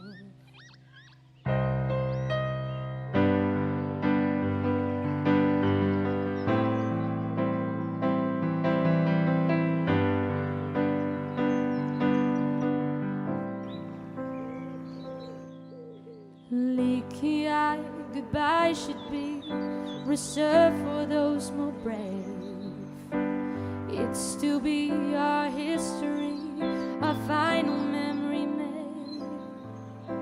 Looking back on photographs, gorgeous, young in white and black, perfect skin, young within, but heaven couldn't let you in.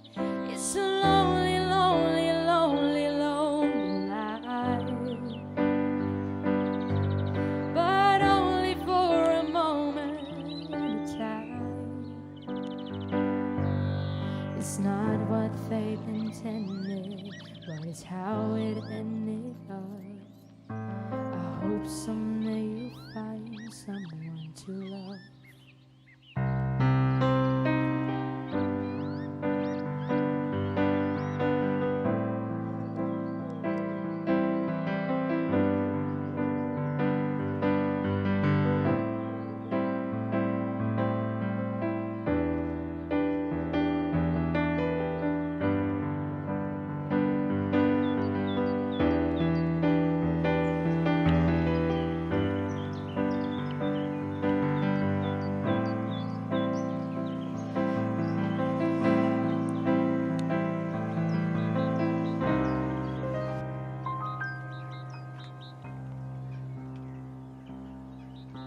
Leaky-eyed goodbye should be reserved for those more brave. It's to be our history, our final memory made. Haunting is the thought that lingers long after you go. Maybe all this happened so that both of us could grow.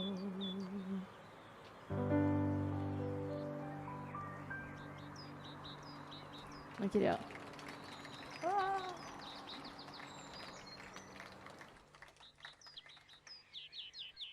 And no grown-up stuff, and happy thoughts will always stay. But sometimes Peter is not there. All alone you stay behind. He flies to wherever he wants, with his lost boys on his side. He sparkles you with pixie dust and takes you to a place you never know. Ooh,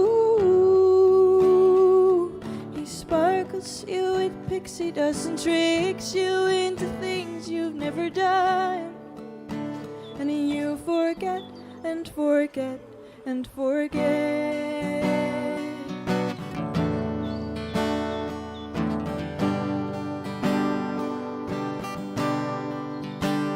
And you forget and forget and forget.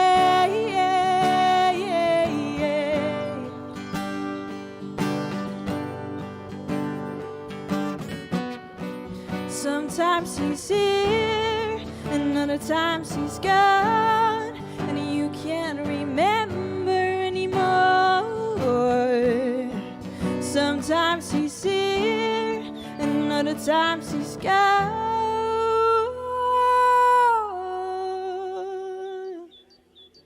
but he sparkles you with pixie dust.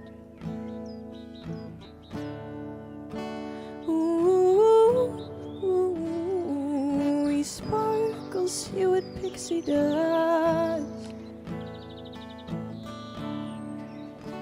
And you forget and forget and forget.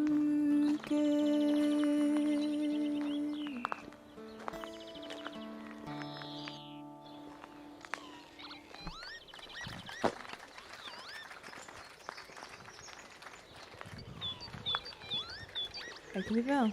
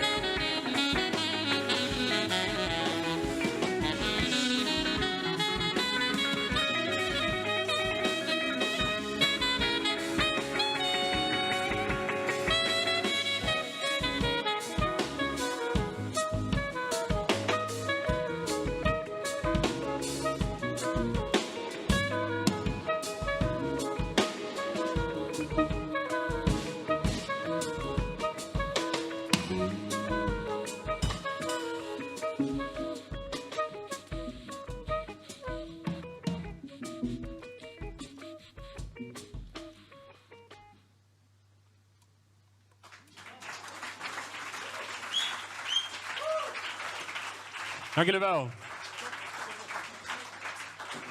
Ja, dat was een oud stuk van ons en we gaan nog een oude knalhit doen. Die heet Topless.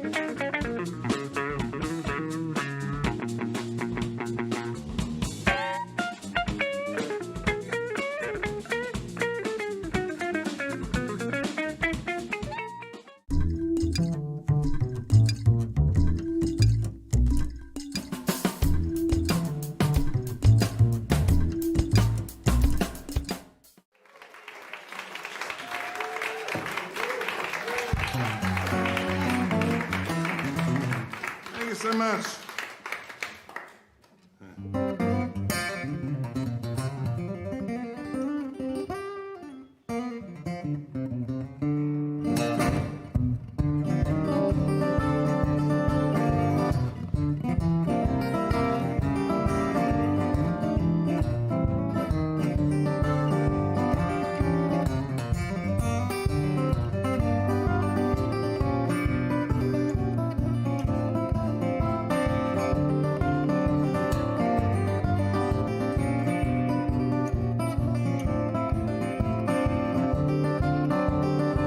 right, and talks right. He knows how to make a girl feel fine.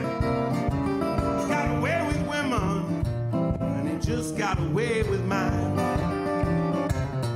He drives a big car, just like a big star. Plays guitar, that bluesy kind. He's got away with women, and he just got away with mine.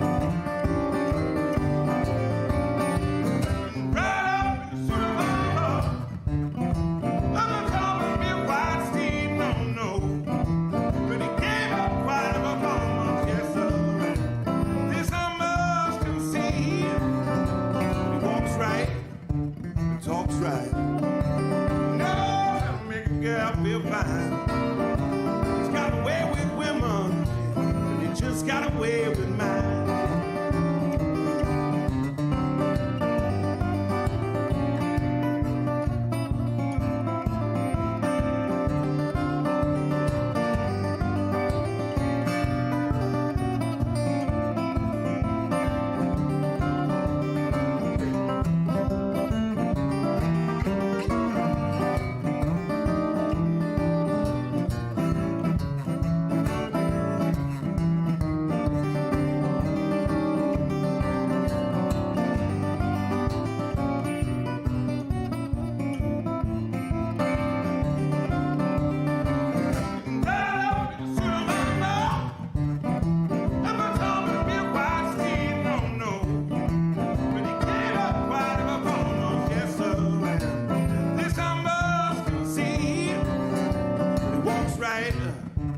Talks right. Knows how to make a girl feel fine. He's got away with women. He's got away with women. He's got away with women, and he just got away with mine.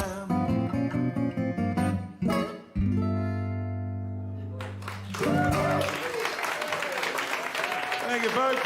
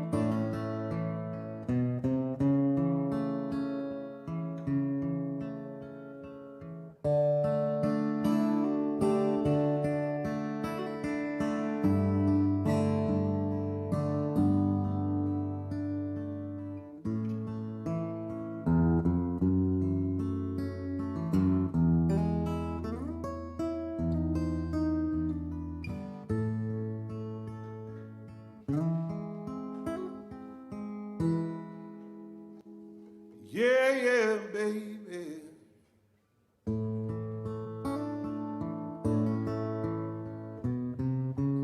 I've been drinking, and I shouldn't come round, I know.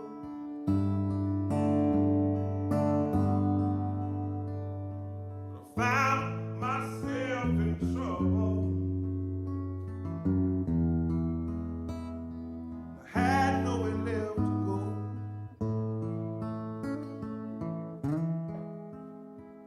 Got some whiskey from a barber.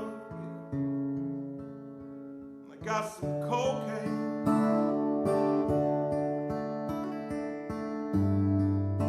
It's from my friend. I got to keep on moving, baby. And I'm back in your arms again. I'm guilty. Babe, I'm guilty.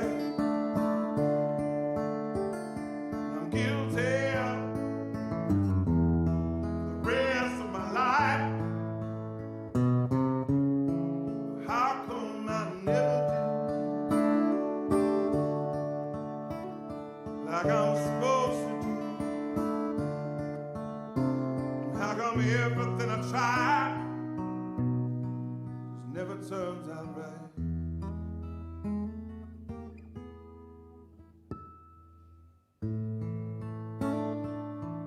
You know how it is with me, baby. I swear sometimes I can't even stand myself. It takes a whole lot of medicine, baby, for me to pretend like I'm somebody else.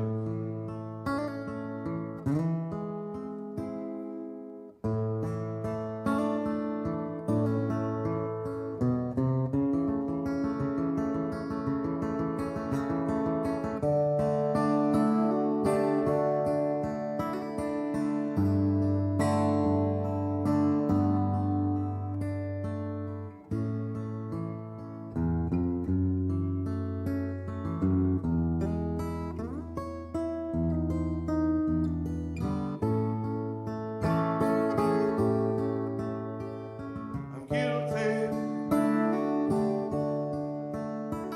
Babe, I'm guilty. I'm guilty. The rest of my life. How come I never do like I'm supposed to do? And how come everything I try never turns out right?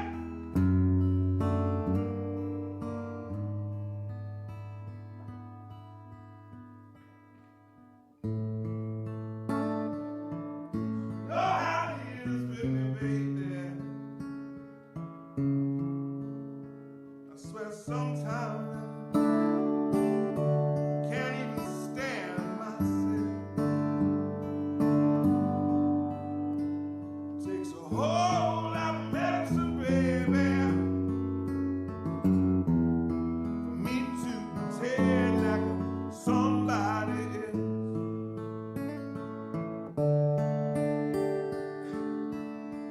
I'm guilty.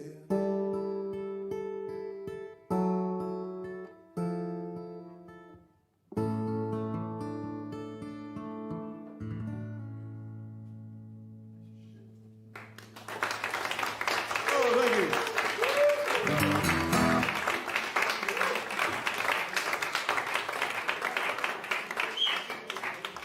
So this guitar that I'm playing here is called a Cole Clark guitar.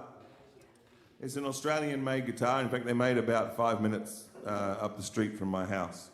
And they're one of two major guitar companies in Australia. They make about 5,000 or 6,000 guitars a year for the whole world. And you know, it's for 16 years since they started, I've been kind of an ambassador to the company.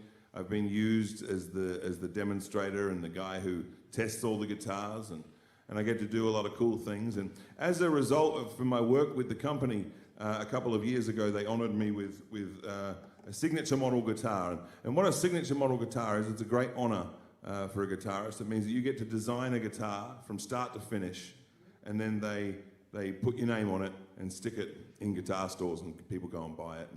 And it's a really cool thing. Although it took about 9 months to design and $40,000. And then it's mostly bought by just old guys who are just fans of mine who don't play guitar at all. They just want to buy it, so I'll sign it and they put it on the wall, which makes me wonder why I spent so much money developing it. And that's fine too. But it's become quite common at my gigs now in Australia to sign the guitars. And I was playing a show in Sydney last year, and there was a man at the back of the queue with his Cole Clark guitars case, and he got to the front and he opened up his case and he had one of my guitars in there. And as I went to sign it, his wife said, "Can you believe how lucky he was to win that guitar?" I thought, that doesn't sound right. I don't remember them ever giving one away. And she said, 6 weeks ago, he bought himself a $5,000 Gibson guitar. He's already got a dozen guitars at home he never plays. He's always buying guitars. I hit the roof. I had an enormous fight with him. I threatened to leave him, and he promised me he was done buying bloody guitars. Then last week, we're getting excited to come and see your concert. He goes to the pub, buys one raffle ticket, wins this guitar.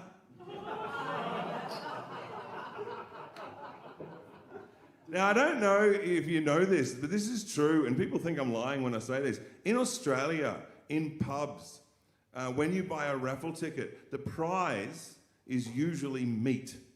It's a tray, it's a big tray of meat, right? It's called the meat raffle. And you can Google that, I promise it's a real thing, it's disgusting. And the butcher walks around with blood on his clothes, selling tickets to the meat raffle. And so sometimes you win beer, sometimes you win $50. Usually meat. Almost never a $4,000 guitar. That's extremely rare. And he was giving me the international look of the bro, which is every man here has given and received. It's this look here.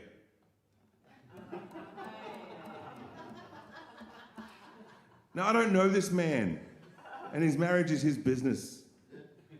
But there's something in my DNA, just being born male, that as soon as I see that look, I'm instantly willing to lie on his behalf.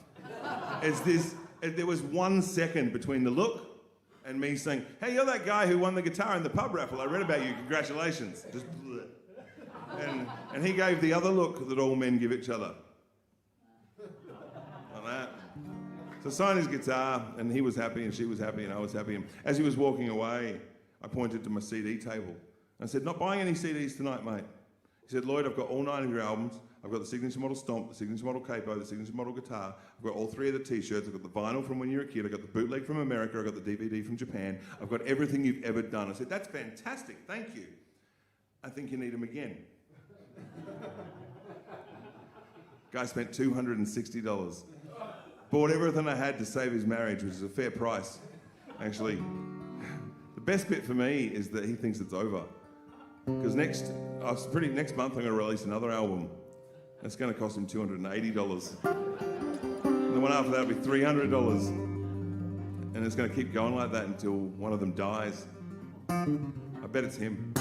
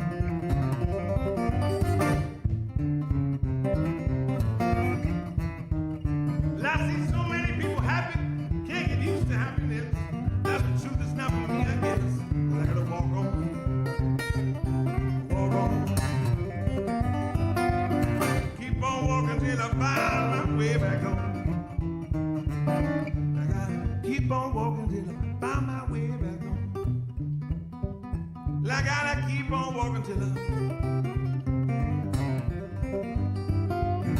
keep on walking till I find my way back home.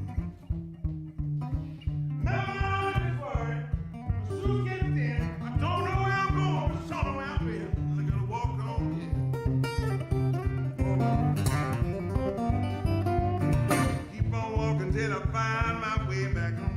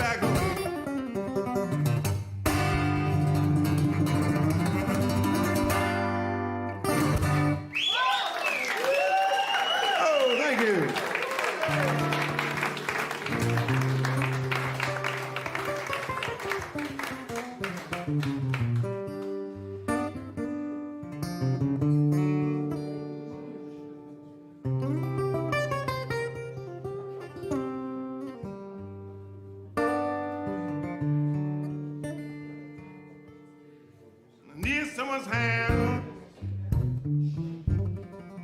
Lead me through the night. Somebody's arm. Hold sweet and tight. The night begins and I'm at an end. It's 'cause I need your love so bad.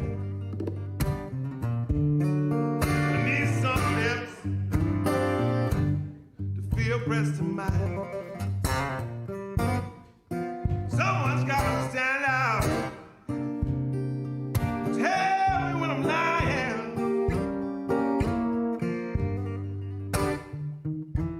The lights are low. It's time to go.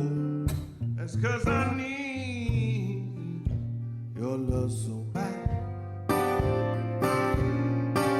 Why don't you give it up?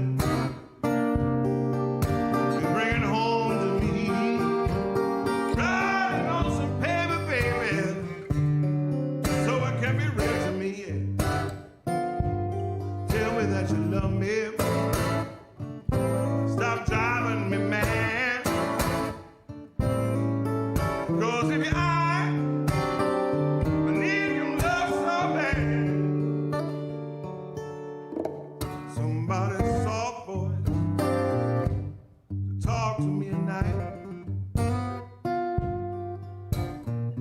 You don't gotta worry, baby, 'cause I'll make everything alright. Listen to my plea and bring it home to me. It's 'cause I need your love so bad.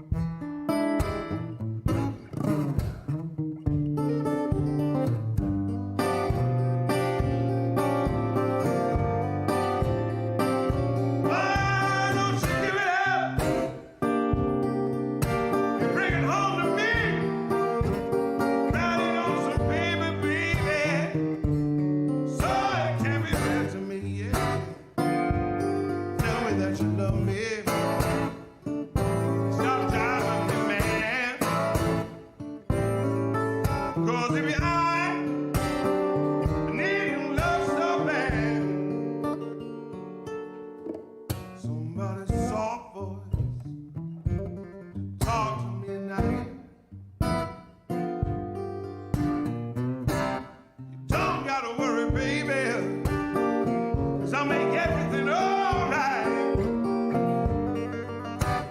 You listen to my plea, yeah, and bring it home to me. It's 'cause I need.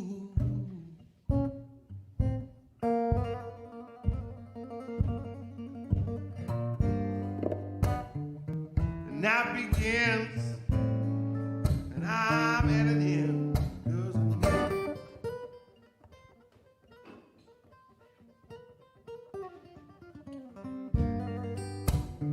Lights are low, Lord, it's time to go. That's 'cause of me. Your love's so bad.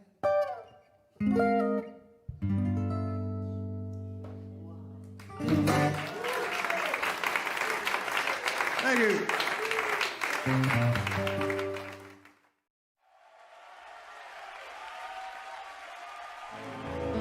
From the Kentucky coal mines to the California sun, yeah, Bobby shared the secrets of my soul. Through all kinds of weather, through everything we done, yeah, Bobby, baby, he kept me from the cold, yeah. Love like oxygen. You get too much, you get too high, too high. Now you just wanna die. Love gets you high.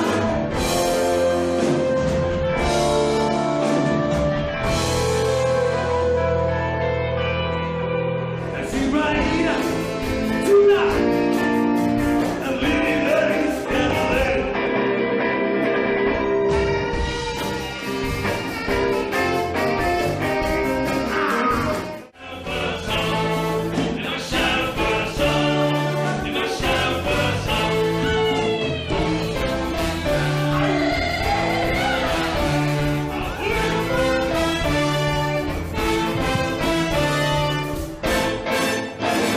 Mommy, Mr. Shane, please let me explain.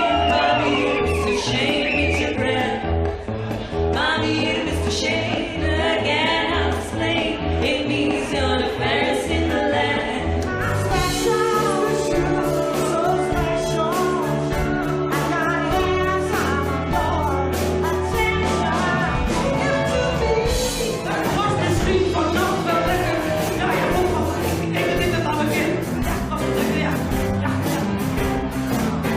En dan weet jij, je opeens geen raad, omdat je hart zo onrustig slaat. Het droeve feit, Marjolein, is dat liefde niets meer dan schijn is.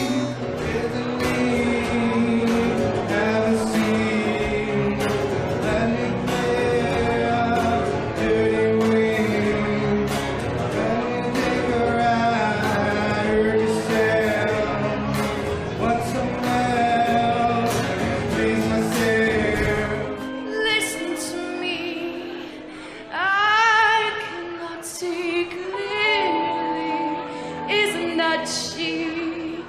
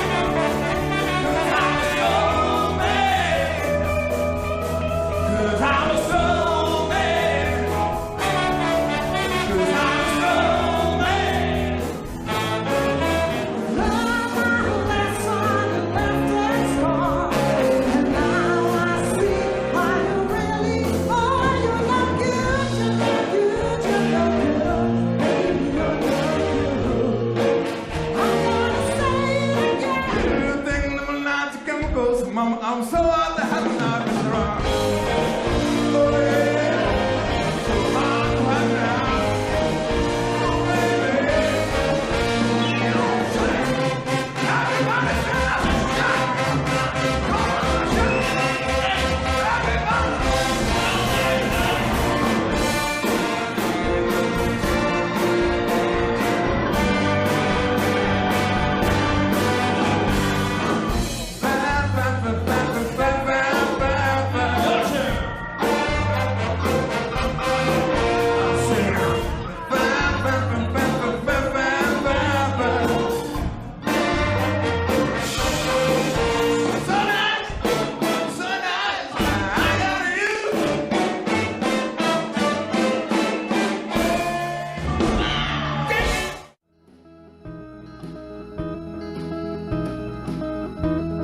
Everybody's talking now. I can't hear a word they're saying. Only the echoes of my mind. People stop and stare. I can see their faces. Only the shadows of their eyes. I'm going where the sun keeps shining through the pouring rain. Going where the weather suits my clothes. Thinking of the northeast winds sailing on summer breeze, skipping over the ocean like a stone.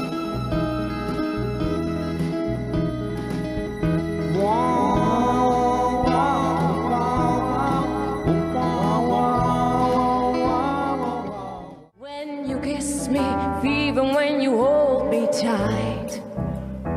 Fever in the morning, a fever all through the night. Sun lights up the daytime, moon lights up the night. I light up when you call my name, and you know I'm gonna treat you right. You give me fever when you kiss me, fever when you hold me tight. Fever, I'm on fire, a fever all through the night.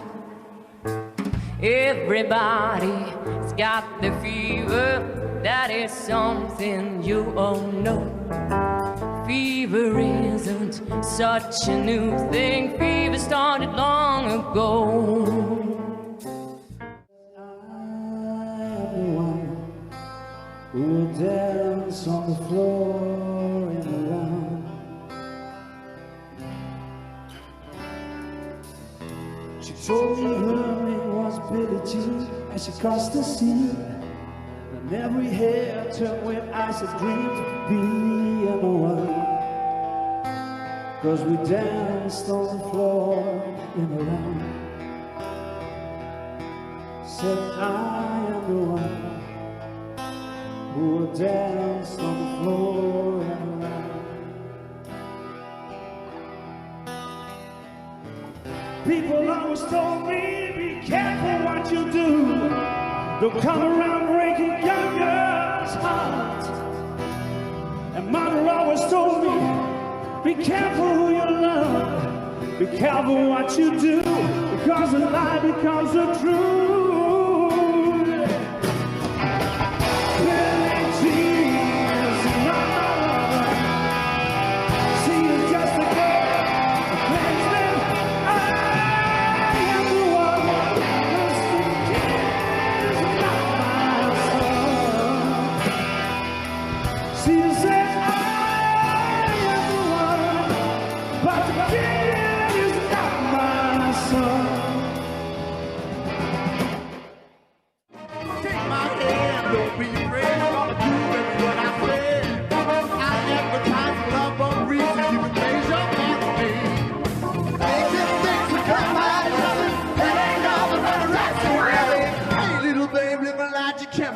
mama, I'm sure they have a night gets around.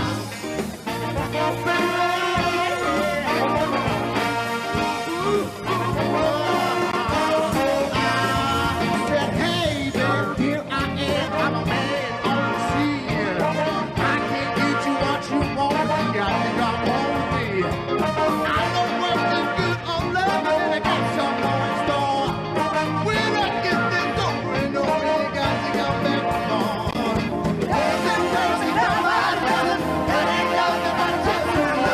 Hey, little baby, let me light your chemicals, and mama, I'm sure that heaven now, yes, around.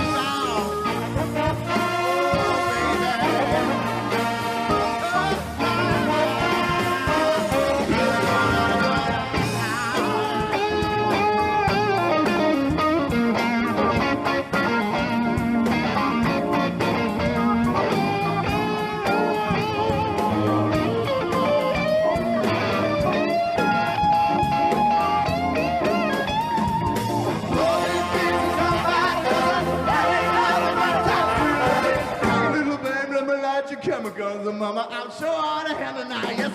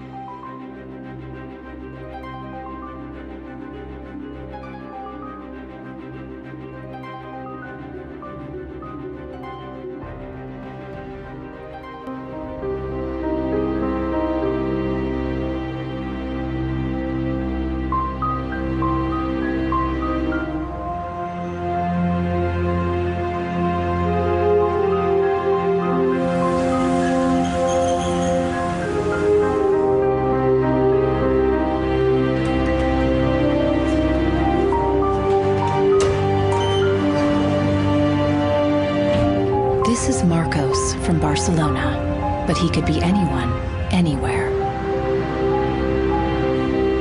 What is about to happen to him occurs daily in offices and homes all over the world.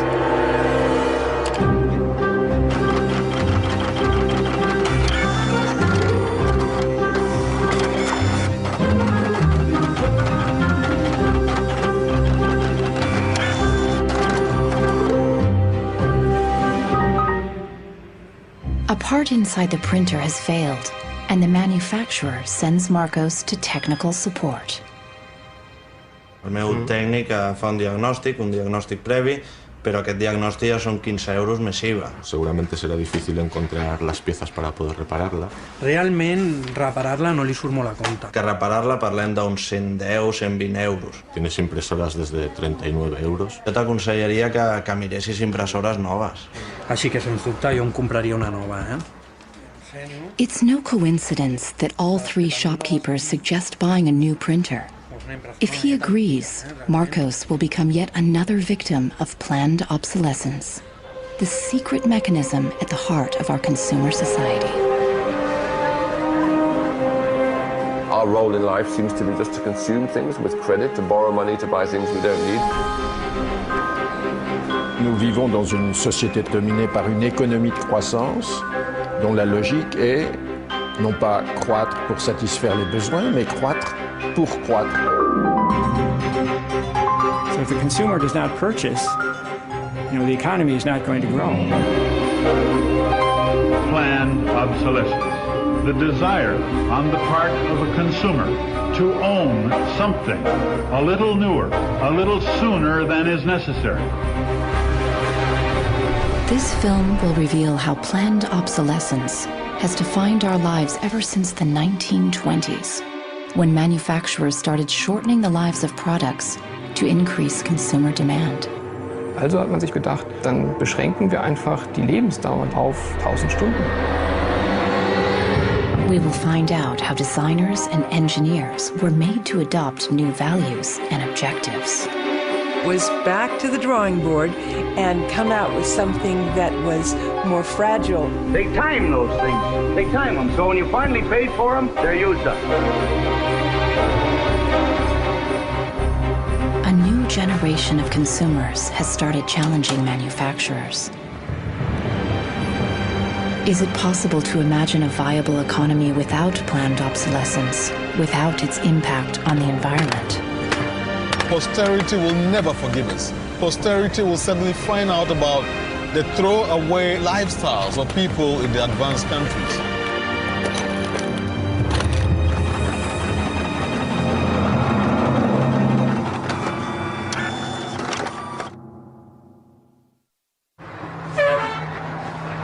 Welcome to Livermore, California, home of the longest burning light bulb in the world. My name's Lynn Owens, and I am chairman of the Light Bulb Committee. It was in 1972 when we discovered that the light bulb that was hanging in the fire station was a significant light bulb.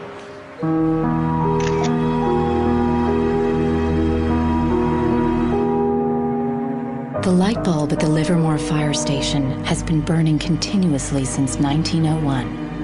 Ironically, the bulb has already outlasted 2 webcams.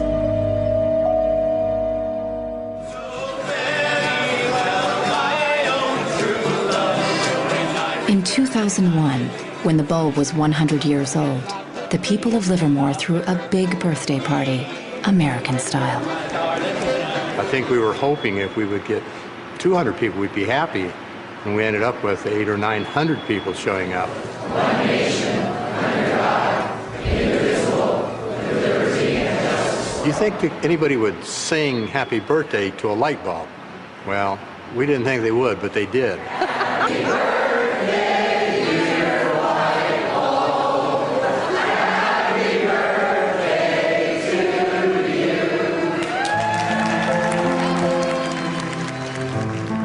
The origin of the bulb was, it was produced in a town called Shelby, Ohio, back around 1895, and put together by some very interesting ladies that I have some pictures of, and some gentlemen that invested in the company.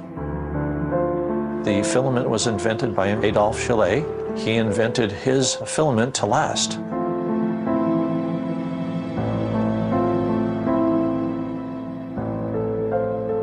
Why does his filament last? I don't know. It's a secret that he made and that died with him. Chaillet's formula for a long-lasting filament is not the only mystery in the history of the light bulb. A much bigger secret is how the humble light bulb became the first victim of planned obsolescence. Weihnachten 1924 war ein ganz besonderer Tag. In einem Hinterzimmer in Genf trafen sich einige Herren in Nadelstreifenanzügen, um einem geheimen Plan nachzugehen. Sie gründeten das erste weltweite Kartell, das sich zum Ziel setzte, die Glühbirnenproduktion der gesamten Länder zu kontrollieren und den Kuchen namens Weltmarkt unter sich aufzuteilen. Dieses Kartell hat den Namen Phoebus. Phoebus included the main light bulb manufacturers in Europe and the United States, and even faraway colonies in Asia and Africa. Das Ziel ist gewesen, Patente auszutauschen, die Produktion zu kontrollieren und vor allem aber den Verbraucher zu kontrollieren. Es ist umso besser für diese Firmen, wenn der Verbraucher regelmäßig Glühlampen kauft. Und wenn die Glühlampen lange brennen, ist das ein ökonomischer Nachteil. Initially, manufacturers strived for a long lifespan for their bulbs. On October 21st, 1871, numerous experiments resulted in the production of a small unit lamp of comparatively enormous resistance. The filament being under conditions of great stability after the... Thomas Edison's first commercial bulb, on sale by 1881, lasted 1,500 hours. By 1924, when the Phoebus cartel was founded, manufacturers proudly advertised lifespans of up to 2,500 hours and stressed the longevity of their bulbs. Also hat man sich bei Phoebus gedacht, dann beschränken wir einfach die Lebensdauer dieser einzelnen Glühbirnen auf 1000 Stunden. 1925 wird ein entsprechendes Komitee gegründet, das 1000 Hour Life Committee, was sich zum Ziel setzt, auf technischer Basis die Lebensdauer der Glühlampen auf diese Brenndauer zu beschränken. More than 80 years later, Helmut Hüge, an historian from Berlin, uncovers proof of the committee's activities hidden in the internal documents of the founding members of the cartel, such as Philips in Holland, Osram in Germany, and Compagnie des Lampes in France. Hier haben wir ein Kartelldokument, da steht: The average life of lamps for general lighting service must not be guaranteed, published or offered for another value than 1,000 hours.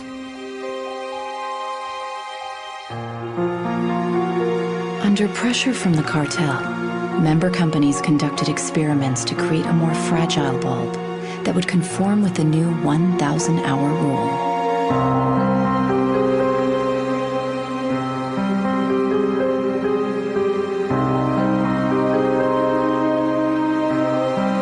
Bulb production was monitored rigorously to make sure cartel members complied. Eine Maßnahme bestand beispielsweise darin, einen Prüfstand zu errichten, in dem viele kleine Sockel zu finden sind, in die dann wiederum einzelne Exemplare aus verschiedenen Produktionsreihen eingeschraubt wurden. Und Firmen wie Osram haben dann genauestens protokolliert, wie lange diese Lampen brannten. Phoebus enforced its rules through an elaborate bureaucracy. Members were fined heavily if their monthly life reports were off the mark.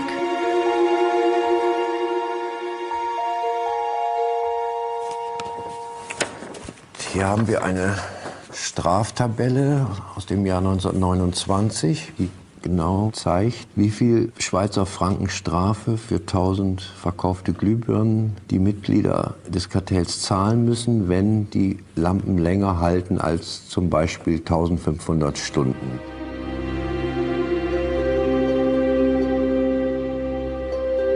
As planned obsolescence took effect, lifespans fell steadily. In just 2 years, they dropped from 2,500 hours to less than 1,500 hours. By the 1940s, the cartel had reached its goal. 1,000 hours had become the standard lifespan for bulbs.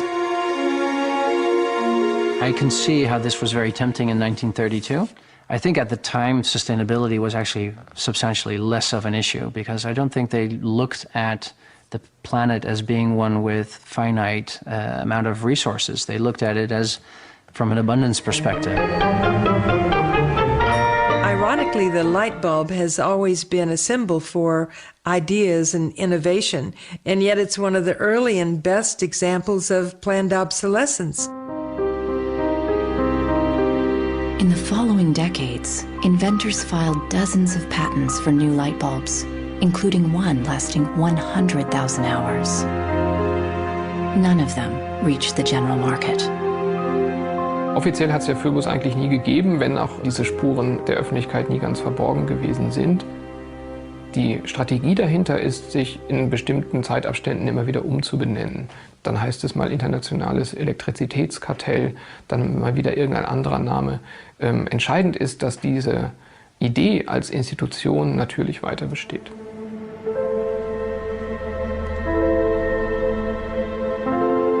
In Barcelona, Marcos hasn't followed the advice of the shopkeepers to replace his printer. He's determined to repair it, and has found somebody on the internet who has discovered what has actually happened to his printer. It's the dirty little secret of inkjet printers. I tried to print a document and it said parts inside your printer require replacement, so I decided to do a little servicing of my own. Hello, Marcos. I got your message. Marcos has contacted the author of the video. How are you? I looked into it, and it turns out that there's a thing in the bottom of the printer called a waste ink reservoir. And the way inkjet printers work is they constantly have to clean the print heads, and they do that by squirting ink through them down a hole in the bottom of the printer into this great big sponge. There's just a preset time when it's squirted a certain number of drops down there that then the printer decides it's full of ink and won't function anymore. Mm-hmm. The justification is they don't want to put ink all over your desk. But I think the problem goes deeper than that. It's the way the technology works. It's just designed to fail.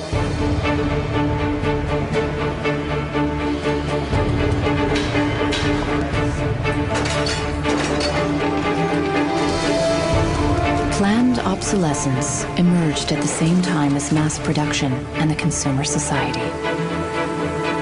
The whole issue with products being made to last less long is part of a whole pattern that began in the Industrial Revolution, when the new machines were producing goods so much more cheaply, which was a great thing for consumers, but consumers couldn't keep up with the machines. There was so much production. As early as 1928, an influential advertising magazine warned that an article that refuses to wear out is a tragedy of business. In fact, mass production made many goods widely available. Prices fell and many people started shopping for fun rather than need. The economy was booming.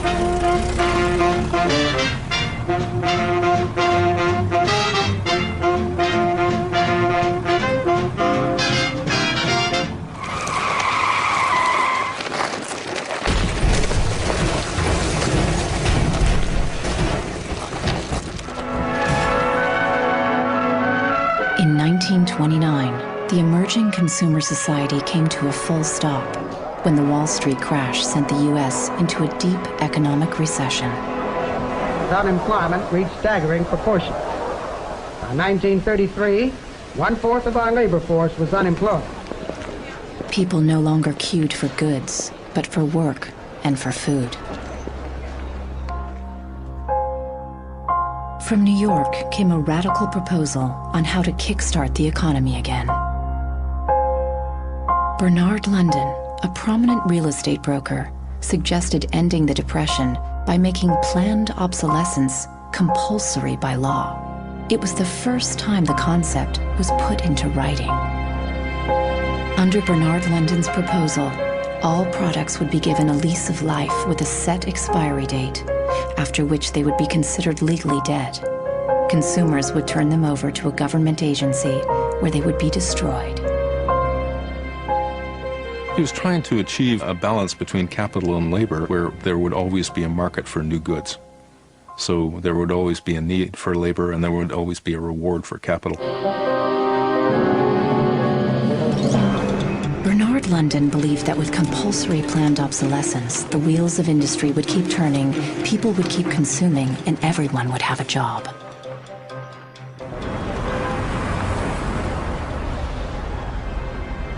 Giles Slade has come to New York to investigate the person behind the idea. He wants to find out if for Bernard London, planned obsolescence was purely about profits or about helping the unemployed. I have a picture of Bernard London. Dorothea Weitzner remembers meeting Bernard London in the 1930s during a family outing. Don't tell me which one he is. And let's see. Ah, isn't that interesting? Yes. definitely intellectual looking. And you met Bernard London in 1933. When I was about 16, 17, my dad and mother had this big Cadillac car, which was the size of a Zeppelin. Mother was driving like a chauffeur. Dad was in the front, and Mr. and Mrs. London were in the back of the big limousine.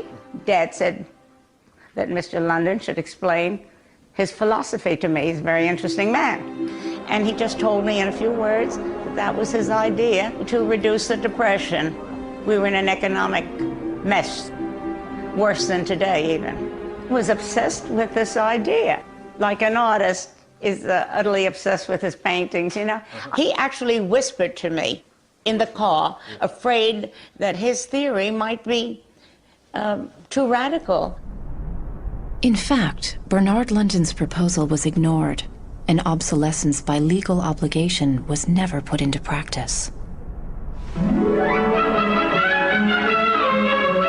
20 years later, in the 1950s, the idea resurfaced, but with a crucial twist.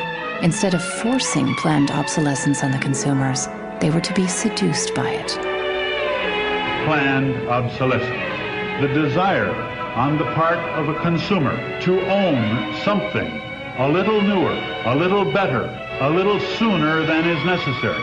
We certainly in America... This is the voice of Brooks Stevens, the apostle of planned obsolescence in post-war America. This flamboyant industrial designer created everything from household appliances to cars and trains, always with planned obsolescence in mind.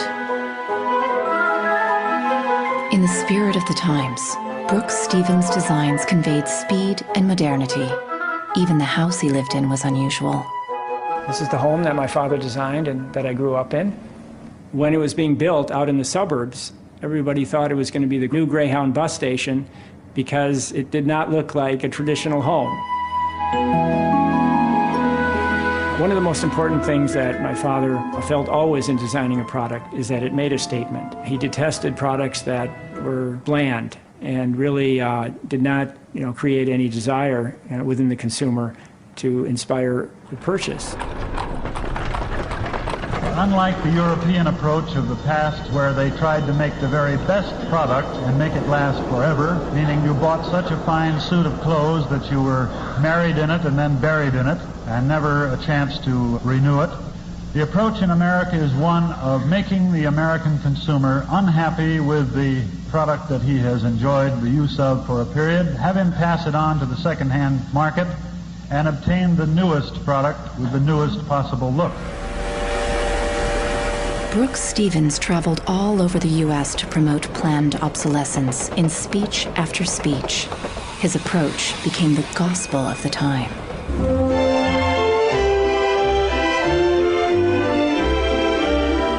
Women and men alike are increasingly interested in the look of things. They eagerly give their attention to what's new and beautiful and advanced. Design and marketing seduced consumers into always craving the latest model. My father never designed a product to intentionally fail or become obsolete for some functional reason in a short period of time. Planned obsolescence is absolutely at the consumer's discretion. No one is forcing the consumer to go into the store and purchase a product. They go in under their own free will. That's their choice.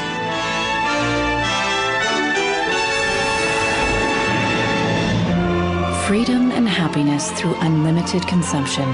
The American way of life in the 1950s became the foundation for the consumer society as we know it today.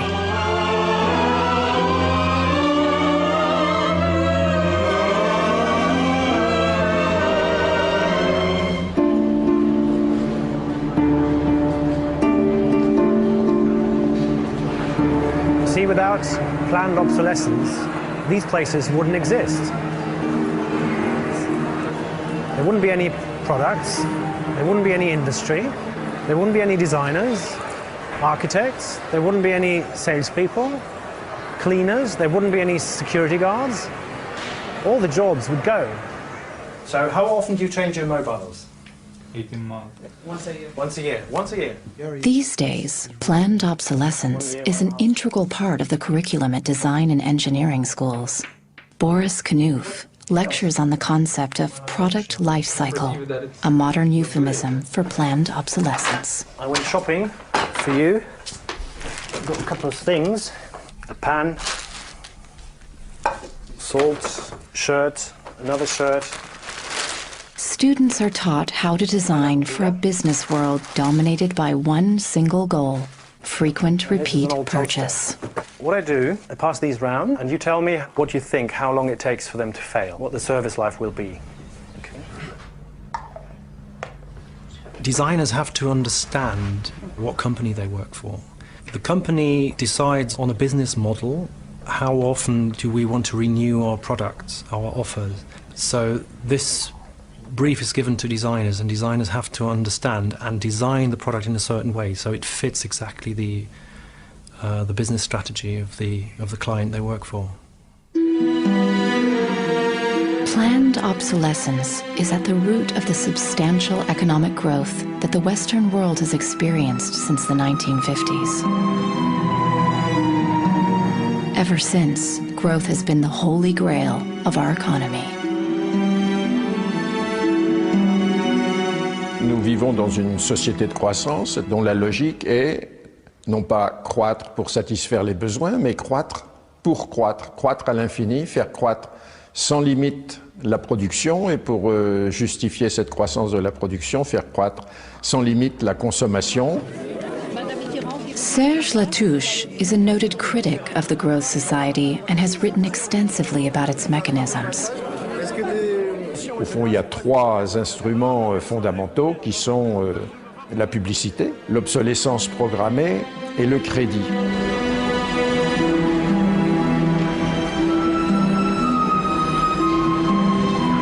In the last generation or so, our role in life seems to be just to consume things with credit, to borrow money to buy things we don't need. That makes no real sense to me at all.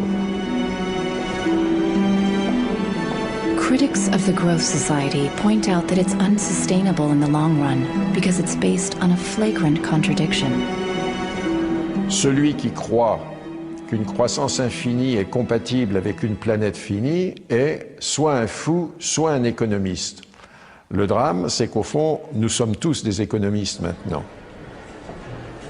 Why is it that a new product is created every 3 minutes somewhere in the world? Is this necessary?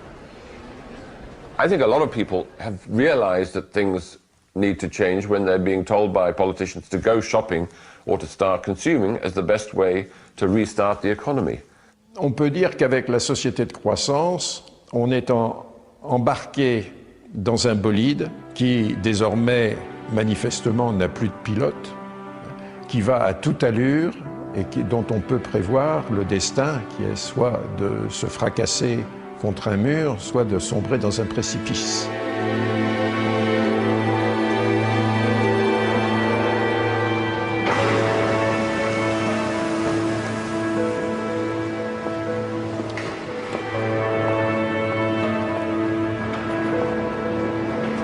Looking at the service manuals of different printers, Marcos realizes that the lifespan of many printers is set by the engineers right from the start.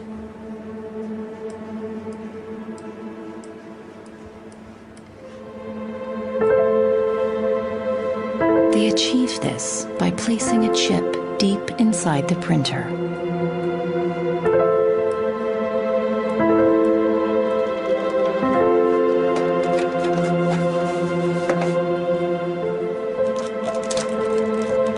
Del chip, que és una EEPROM, que és un xip on es guarda una compta d'impressions, i quan s'arriba a una determinada compta és quan es bloqueja la impressora i deixa d'imprimir.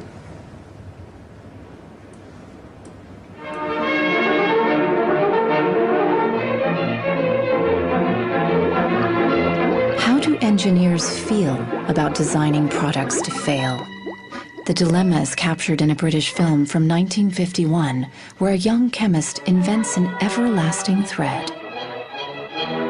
He believes that great progress has been made.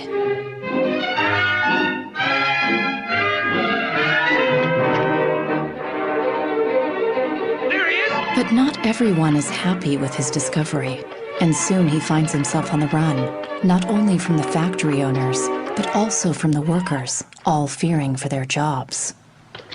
Well, that's really interesting, and it reminds me of something that actually happened in the textile industry. In 1940, the chemical giant DuPont announced the arrival of a revolutionary synthetic fiber, nylon. Girls celebrated the new long-lasting stockings, but the joy was short-lived. My father worked for DuPont before and after the war in the nylon division, and he told me a story about how when nylon first came out and they were trying it out for use in stockings, the men in his division were asked to take these stockings home for their wives and girlfriends to try out. My father brought them home to my mother, and she was delighted with the first products because they were so sturdy. The DuPont chemists had every reason to be proud of their achievement, as even men touted the strength of nylon stockings. The problem was they lasted too long. The women were very happy with the fact that they didn't get runners in them. Unfortunately, this meant that the companies producing the stockings were not going to sell very many. DuPont gave new instructions to Nichols Fox's father and his colleagues. For the men in his division, it was back to the drawing board to try to make the fibers weaker and come out with something that was more fragile and would run so that the stockings wouldn't last as long. The same chemists who'd applied their skills to make durable nylons went with the spirit of the times and made them more fragile. The everlasting thread disappeared from the factory floor, just like in the cinema. We need control of this discovery. Complete control. If you want twice the amount in that contract, we will pay it. $250,000. To suppress it. Yes. How did the chemists at DuPont feel about deliberately reducing the life of a product? Excuse me. Must have been frustrating for the engineers to have to use their skills to make an inferior product after they'd tried so hard to make a good product. But in a way, I suppose that's the outsider's view. Probably they just had a job to do. Make it strong, make it weak. That was their job. Engineers were in a really complicated ethical time. This confrontation with planned obsolescence provoked them to examine their most basic ethical concepts. There was an old school of engineers who believed that they should make a permanent, usable product that would never break. And there was a new school of engineers that were driven by the market who were clearly interested in making the most disposable product that they could. And this debate resolved itself by these new school of engineers taking over. Planned obsolescence did not only affect engineers. The frustration of ordinary consumers is echoed in Arthur Miller's classic play, Death of a Salesman. Just like Willie Lomax, all consumers could do was complain powerlessly. Once in my life, I'd like to own something outright before it's broken. I'm always in a race with the junkyard. Just finished paying for the car and it's on its last legs. Refrigerator consumes belts like a crazy maniac. They time those things. They time them, so when you finally paid for them, they're used up. Little did consumers know that on the other side of the Iron Curtain, in the countries of the Eastern Bloc, there was a whole economy without planned obsolescence.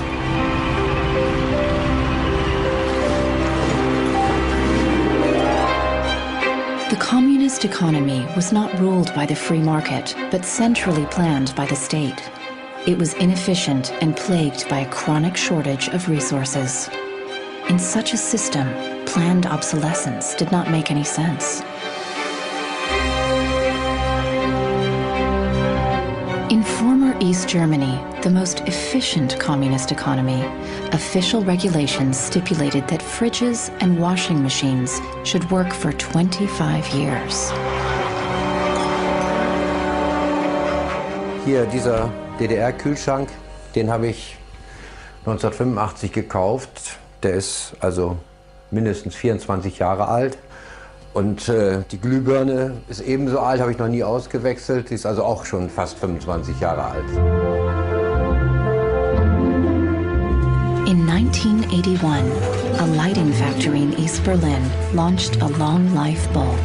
They took it to an international lighting fair, looking for buyers from the West.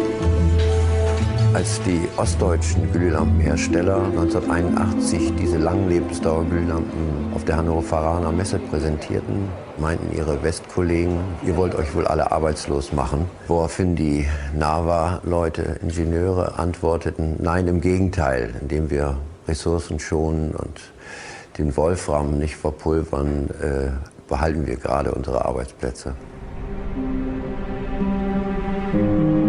The Western buyers rejected the bulb. In 1989, the Berlin Wall came down. The factory was closed, and the East German long-life bulb went out of production. Now, it can only be found in exhibitions and museums.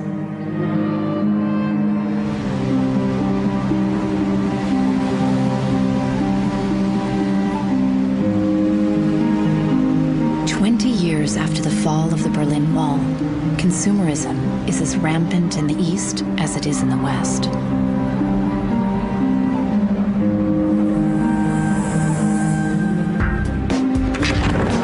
But there is one difference. In the age of the internet, consumers are ready to fight against planned obsolescence.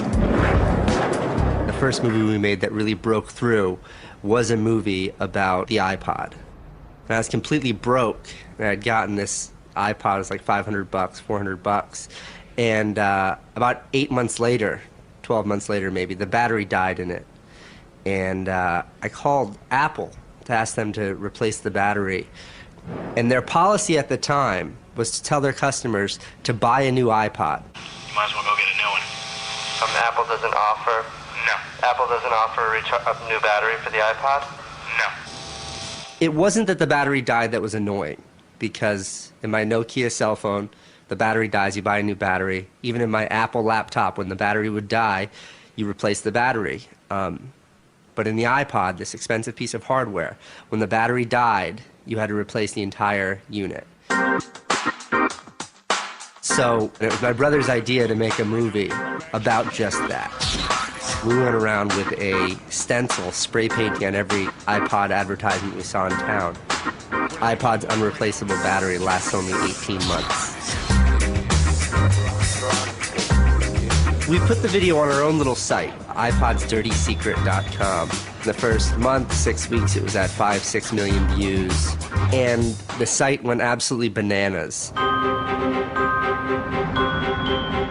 A lawyer in San Francisco, Elizabeth Pritzker, heard about the video and together with her associates decided to sue Apple over the lifespan of the iPod battery.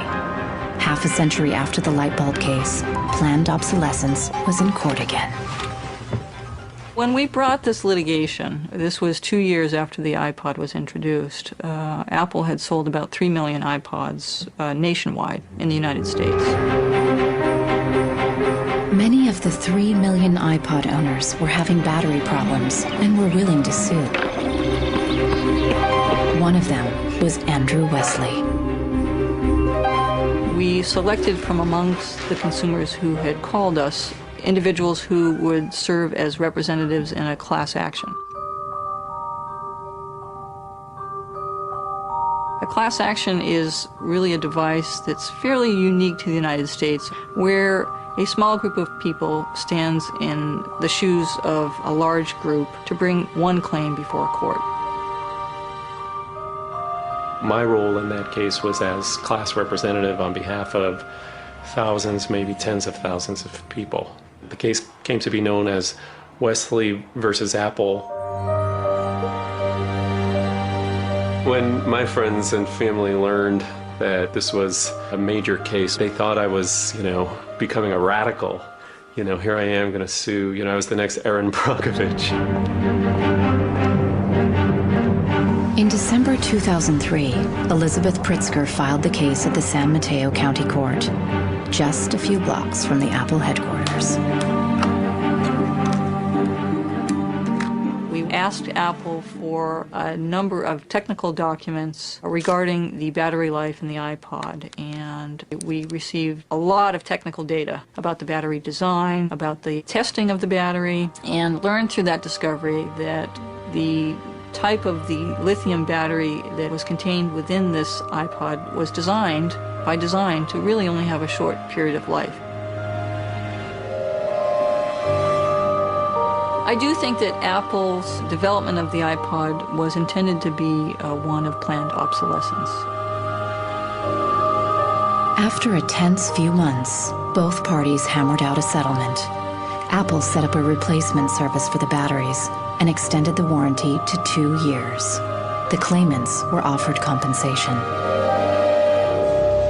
One thing that really bothers me personally is that Apple really promotes itself as a young, hip, forward-thinking company, and for a company like that not to have a good environmental policy that allows consumers to return products for proper recycling and disposal really is really counterintuitive and counter to their message.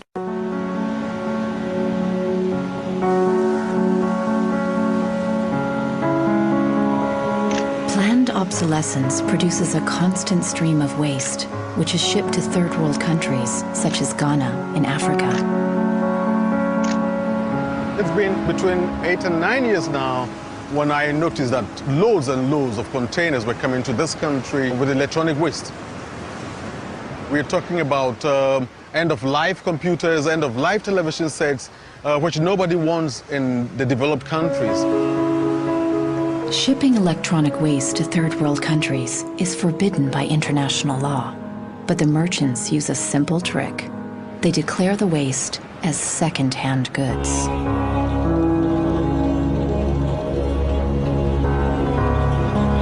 More than 80% of the electronic waste that arrives in Ghana is totally beyond repair, and whole container loads are abandoned at dump sites all around the country.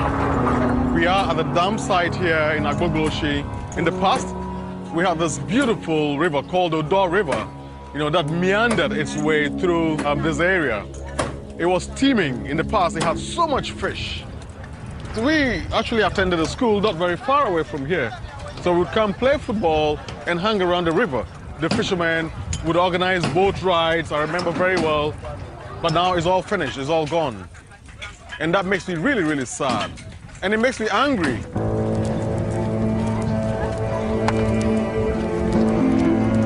These days, there are no school kids playing here after class.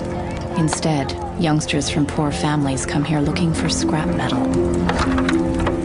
They burn the plastic-covered cables from the discarded computers to salvage the metal inside.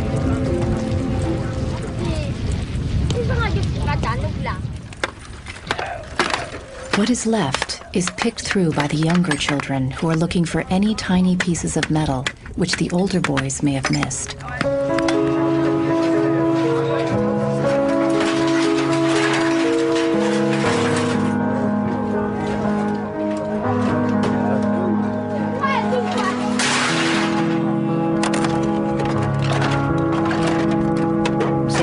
The shipments have said that, well, we're trying to bridge the digital divide between Europe, America, and then the rest of Africa and Ghana, of course. But the reality is that these computers that are sent here simply do not work. There's no point in receiving electronic waste when you cannot deal with it, more so when you did not produce it and your country is being used as the world's trash bin.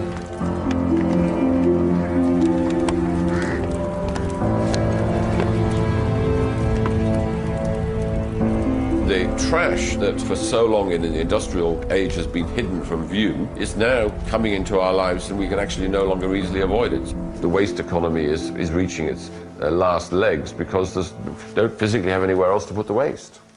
I think in the course of time, we've come to realize that the planet that we're living on cannot sustain that forever. There's a limit to natural resources, and there's a limit to energy resources that we have. Posterity will never forgive us. Posterity will suddenly find out about the throwaway attitudes, the throwaway lifestyles of people in the advanced countries. People all over the world have started acting against planned obsolescence. Mike Anane is fighting against it from the receiving end. He has started by collecting information. This is where I keep the e-waste that have asset tags or property tags. This says Amu Center Nordvest Zeeland. It's from Denmark. This is from Germany, sent here simply to be dumped. Westminster College. Apple should know better. It's a company that claims to be so green. There's a lot of Apple products that are being dumped here. I have a database that contain the asset tags, the contact addresses, telephone numbers of the companies that owned the electronic waste that have been dumped in Ghana. Mike Anane plans to turn this information into evidence for a court case.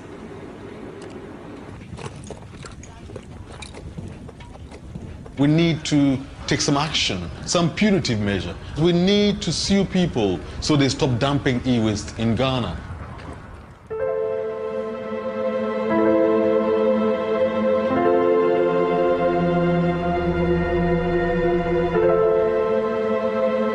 Marcos is on the internet again, looking for a way to extend the life of his printer.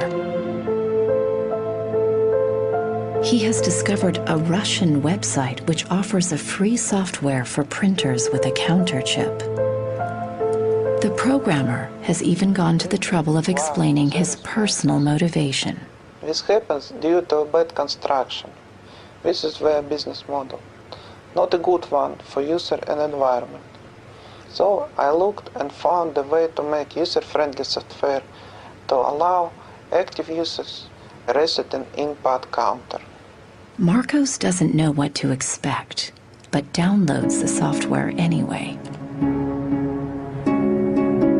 From a small village in France, John Thakura fights planned obsolescence by helping people share business and design ideas which come from all over the globe.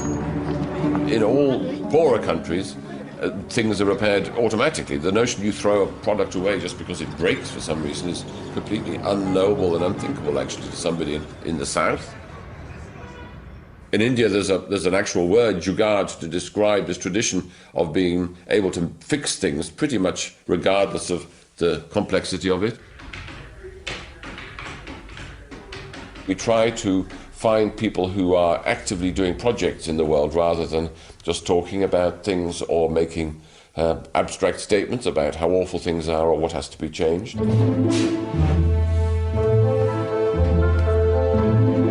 One of these people is Warner Phillips, descendant of the dynasty of light bulb manufacturers.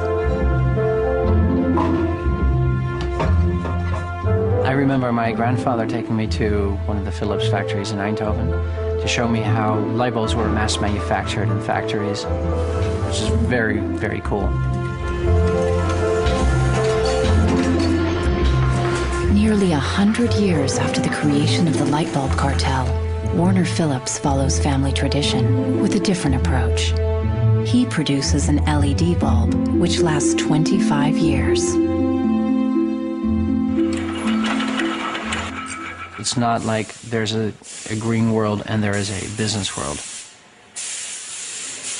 I think business and sustainability go hand in hand. It's actually the best basis to build a business on.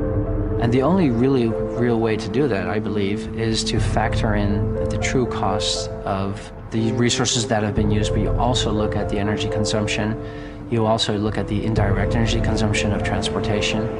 Si on faisait vraiment payer aux transporteurs le coût réel du transport, sans parler du fait que le pétrole est une ressource non renouvelable et pour lequel on n'a pas vraiment de substitut, je dirais que le prix du transport devrait être multiplié par 20 ou 30.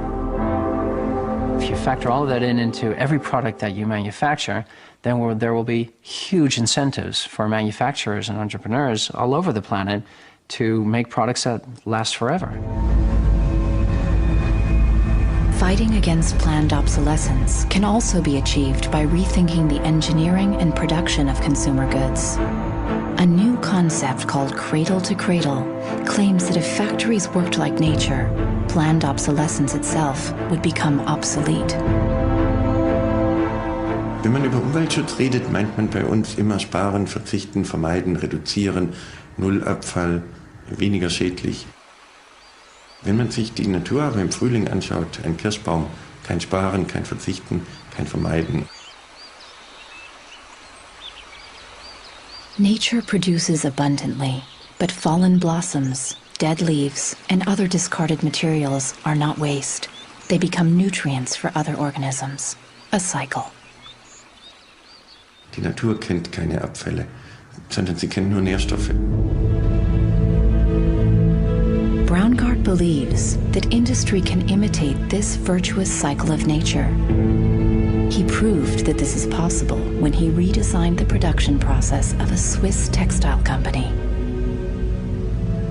Wenn man zum Beispiel einen Stoff hat dazu, ein Sofa damit bezieht oder ein Stuhl, dann sind die Zuschnitte, was man abschneidet, so giftig, dass es als Sondermüll entsorgt werden muss.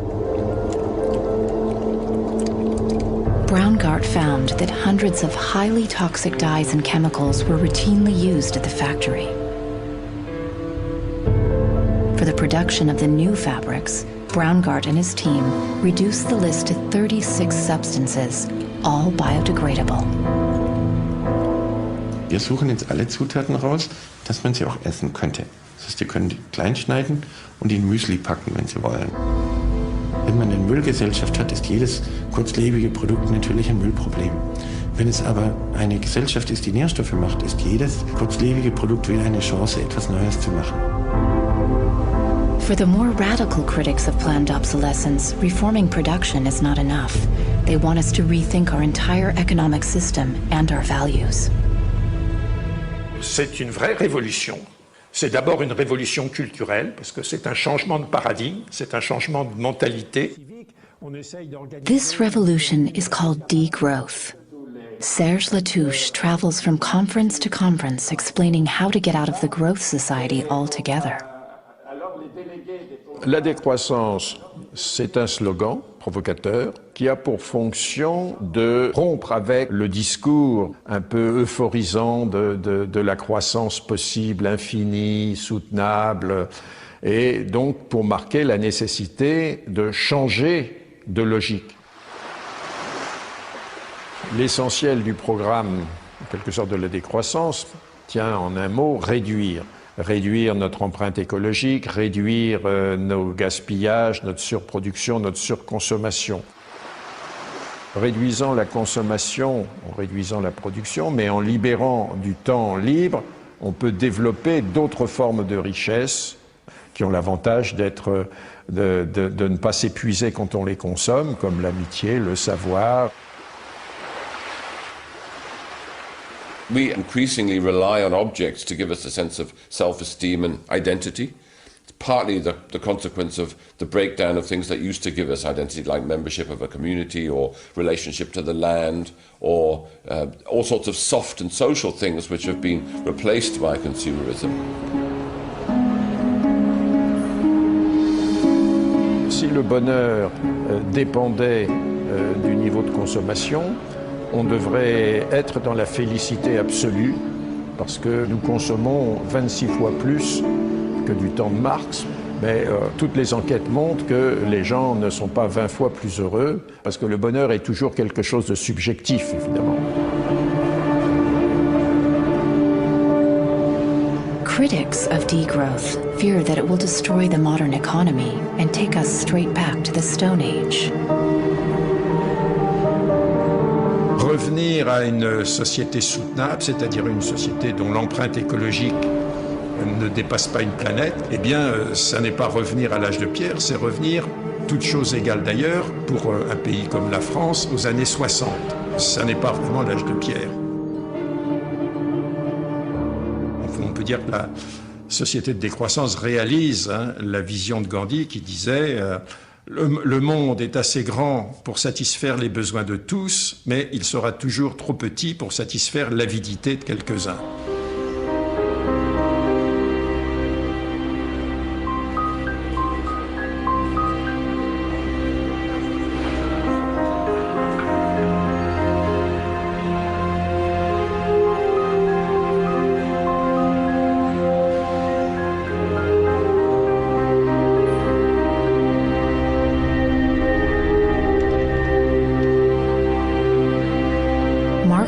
is installing the Russian freeware on his computer. The new software allows him to reset the counter chip inside his printer back to 0. The printer immediately unblocks.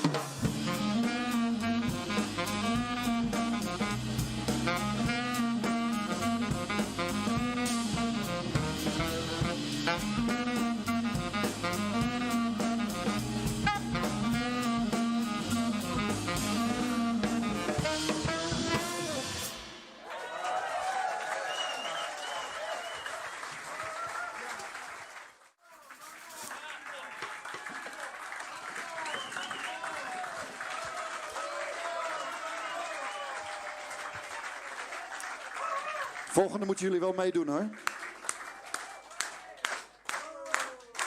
Is dat tempo nog te doen?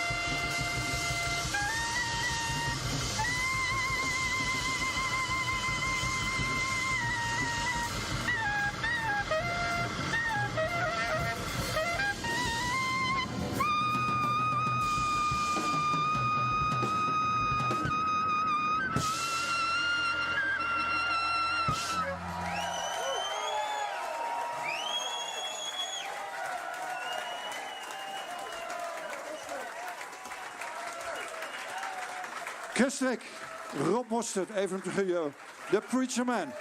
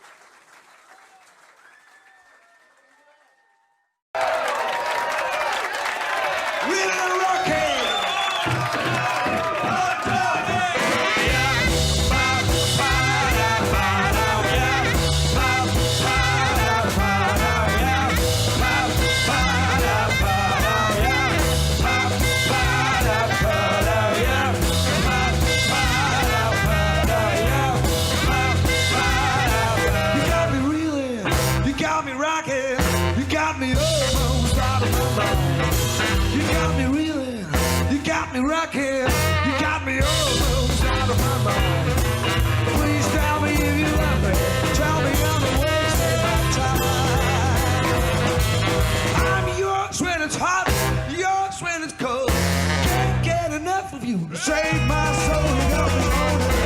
You got me grounded. You got me almost out of my mind. Please tell me if you love me. Tell me I'm not wasting my time.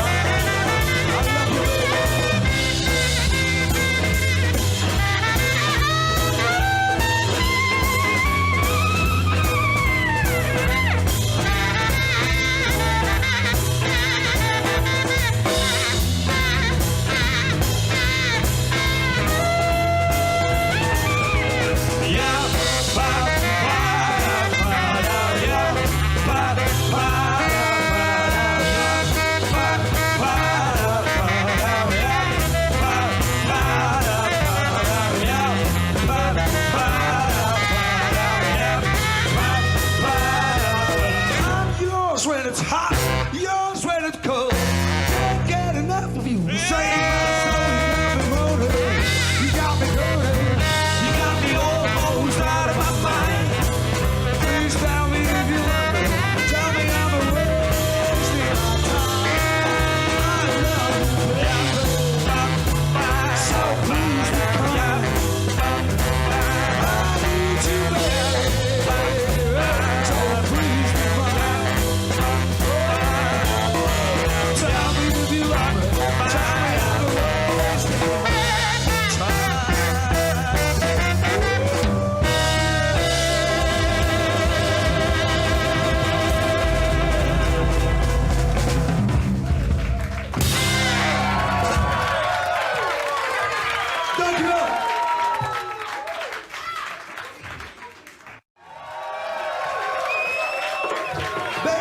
me out.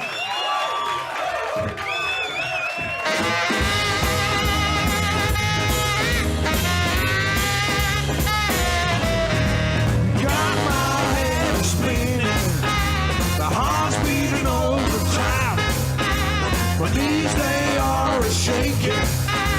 I just gotta make you mine.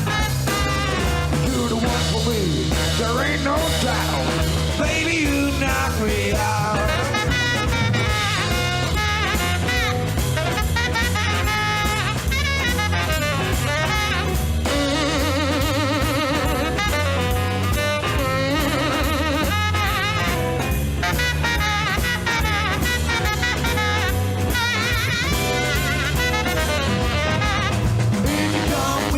Baby, I gotta let you know. I just wanna tell you wherever you wanna go. Just like the that old told the trout, baby, you knock me out.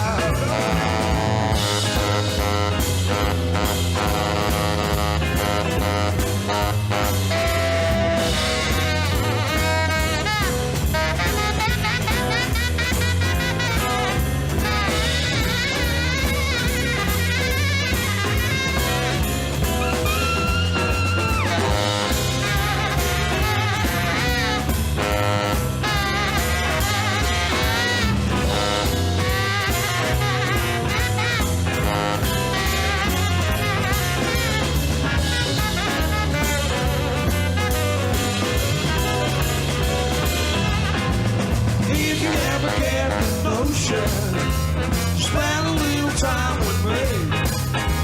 Well, I just wanna tell you, I'm as happy as a man can be. Just like the that old told me trout, baby, you knock me out.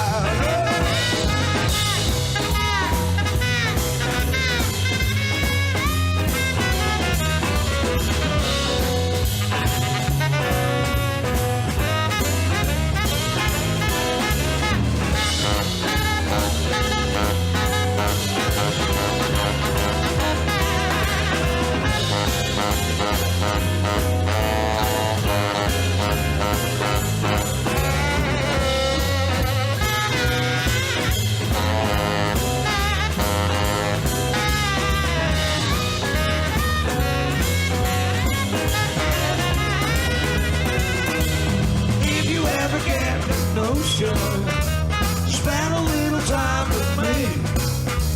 I just wanna tell you, I'm as happy as a man can be. You're the one for me, there ain't no doubt. Baby, you knock me out.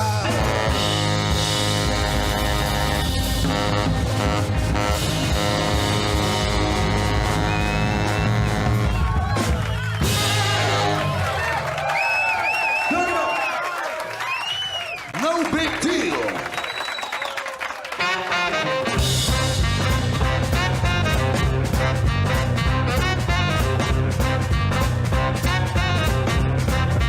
Hey, when you first put me down, I had the deepest regrets that you just left in my face. Did I never get, but I just got over it.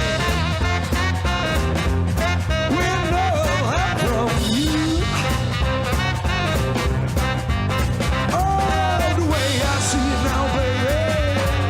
There ain't no big deal on you. Yeah, you had everybody fooled, including me. I was so blind with love for you, baby, that I just couldn't see, but I just got over it. With no help from you. Oh, the way I see now, baby. There ain't no big deal on you. No big deal on you, baby.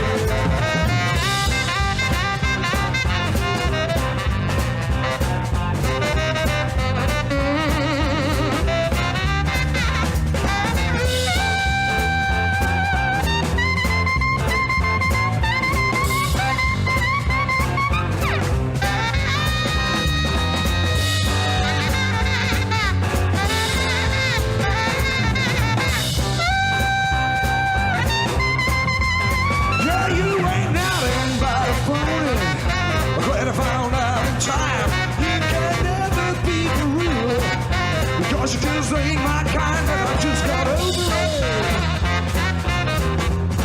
When the help from you. Oh, the way I see you now, baby, there ain't no big deal on you. Oh, no big deal on you, baby.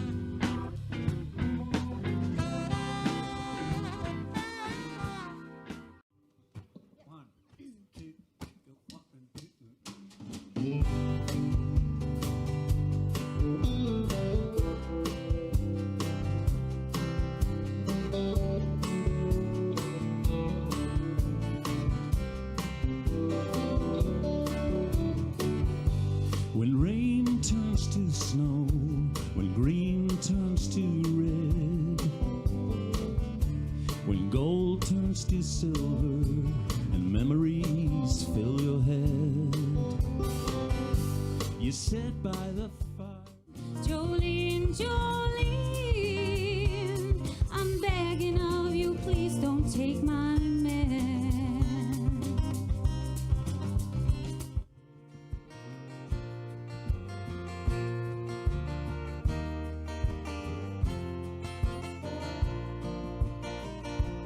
If I needed you.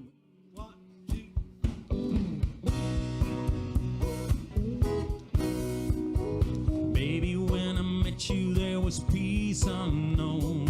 I set out to get you with a fine-tuned comb. I was soft inside, there was something going on. You do something to me that I can't explain. Hold me closer and I feel no pain. Every beat of my heart, we got something going on. Waar blijft in godsnaam mijn vriendin? Dialoog. Ik zeg dit en jij zegt dat. Dialoog. Ik zeg wit en jij zegt zwart. Dialoog. Ik zeg zus en jij zegt zo. Dialoog. Ik zeg stop en jij zegt go. De een zegt half, de ander zegt heel. Dialoog. Eén is te weinig, Drie is te veel. Take me home, country roads. All my memories gather round her. Modest lady, stranger to blue water. dark and dusty, painted on the sky. Misty taste of moonshine, teardrops in my eyes. Country roads, take me home to the place I belong. West Virginia, rocking chairs, rocking babies, rocking by a rock of ages. Side by side, we'll be together always. And if you hold me tight when you love me, that's all I'll ask of you. And I'll stand by you through a rocking year. A rocking chairs, a rocking babies, a rock-a-bye, a rock of ages. Your smile is like a breath of spring. Your voice is soft like summer rain. And I cannot compete with you, Jolene. He talks about you in his sleep, and there's nothing I can do to keep from crying when he calls your name, Jolene. Now I can easily understand how you could easily take my man, but you don't know what he means to me, Jolene. Jolene, Jolene, Jolene, Jolene. I'm begging of you, please don't take my man. Jolene, Jolene, Jolene, Jolene.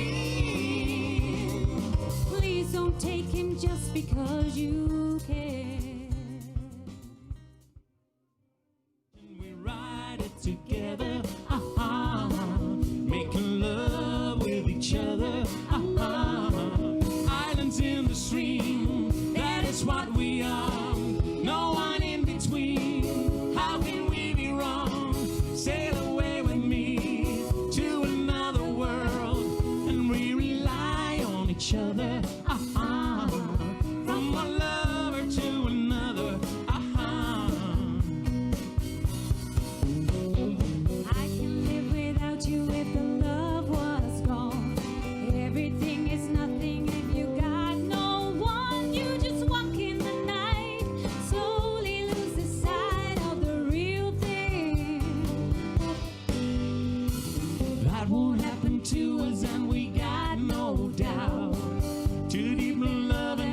got no way out, and the message is clear. This could be the year for the real thing.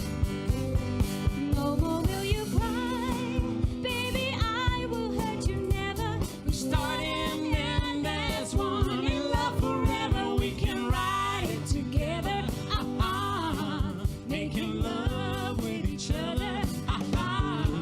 Islands in the stream, that is what we are. No one in between. How can we be wrong?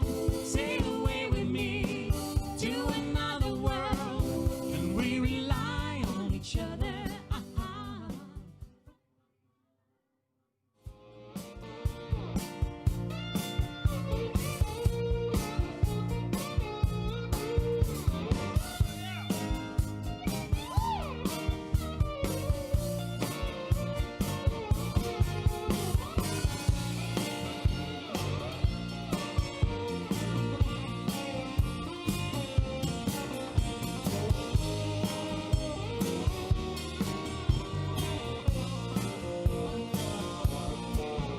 You've been searching from here to Singapore. Anytime that you notice the girl next door, baby, why not me? You had to see if the world was round. And it's time that you learn how good settling down could be. Baby, why not me? Why not me on a rainy day? Why not me to love your cares away? Why not me? Why not me when the nights get cold? Why not me when you're growing old? Why not me?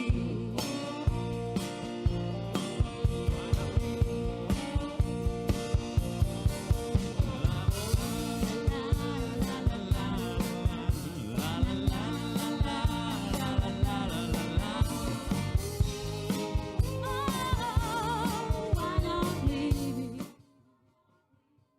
She was doing a tango to my Malibu jive, going for the impossible dance. So like a snowflake in the desert or a Hollywood blizzard, we never stood a chance. And then I saw her again. I was hiding from the rain. She was dressed in silk and lace, dancing in a shady Kit Kat, going for a casual chit-chat with a rainbow painted on her face. She smiled and looked my way. There was nothing I could say. I wouldn't know where to start. She slowly moved over to me and whispered, "You wanna do me?" That's when she drifted away from my heart. She was doing a tango to my Malibu jive, going for the impossible dance. So like a snowflake in the desert or a Hollywood blizzard, we never stood a chance. Dressed in silk and lace, a multicolor face, black leather knee-high boots. A lot of guys go mad about a girl like that, but I'm not the kind of guy for a zoot suit. She was doing a tango to my Malibu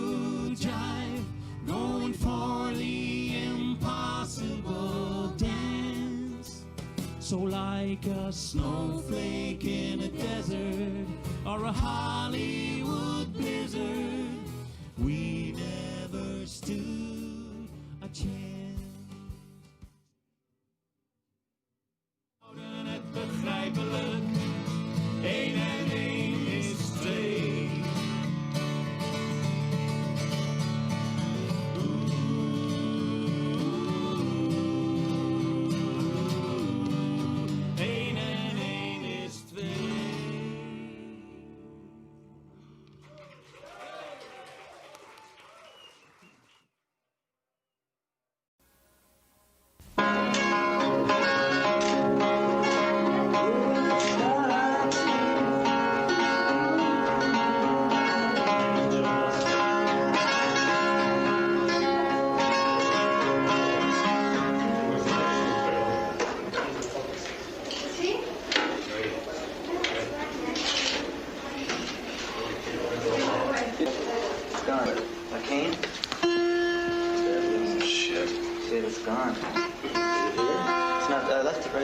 When? Today?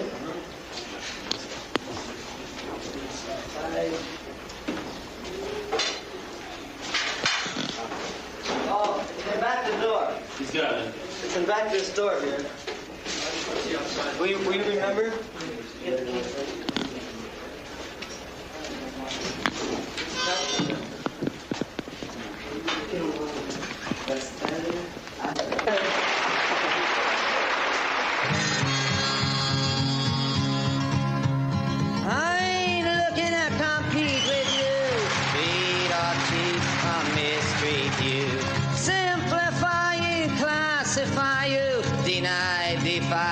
Crucify you. All I really want to do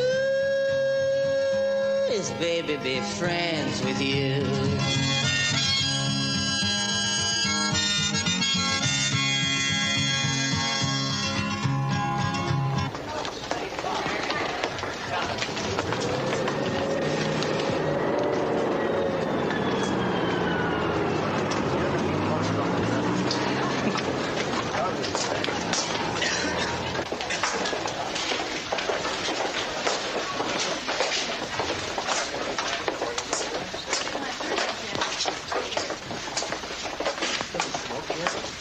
London Bridge is falling down, falling down, falling down. London Bridge is falling down. Our ferries on.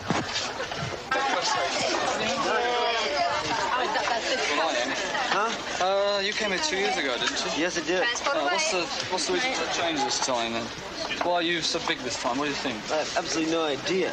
I don't even know about it if it is. I think it's just the same thing I did before. You know?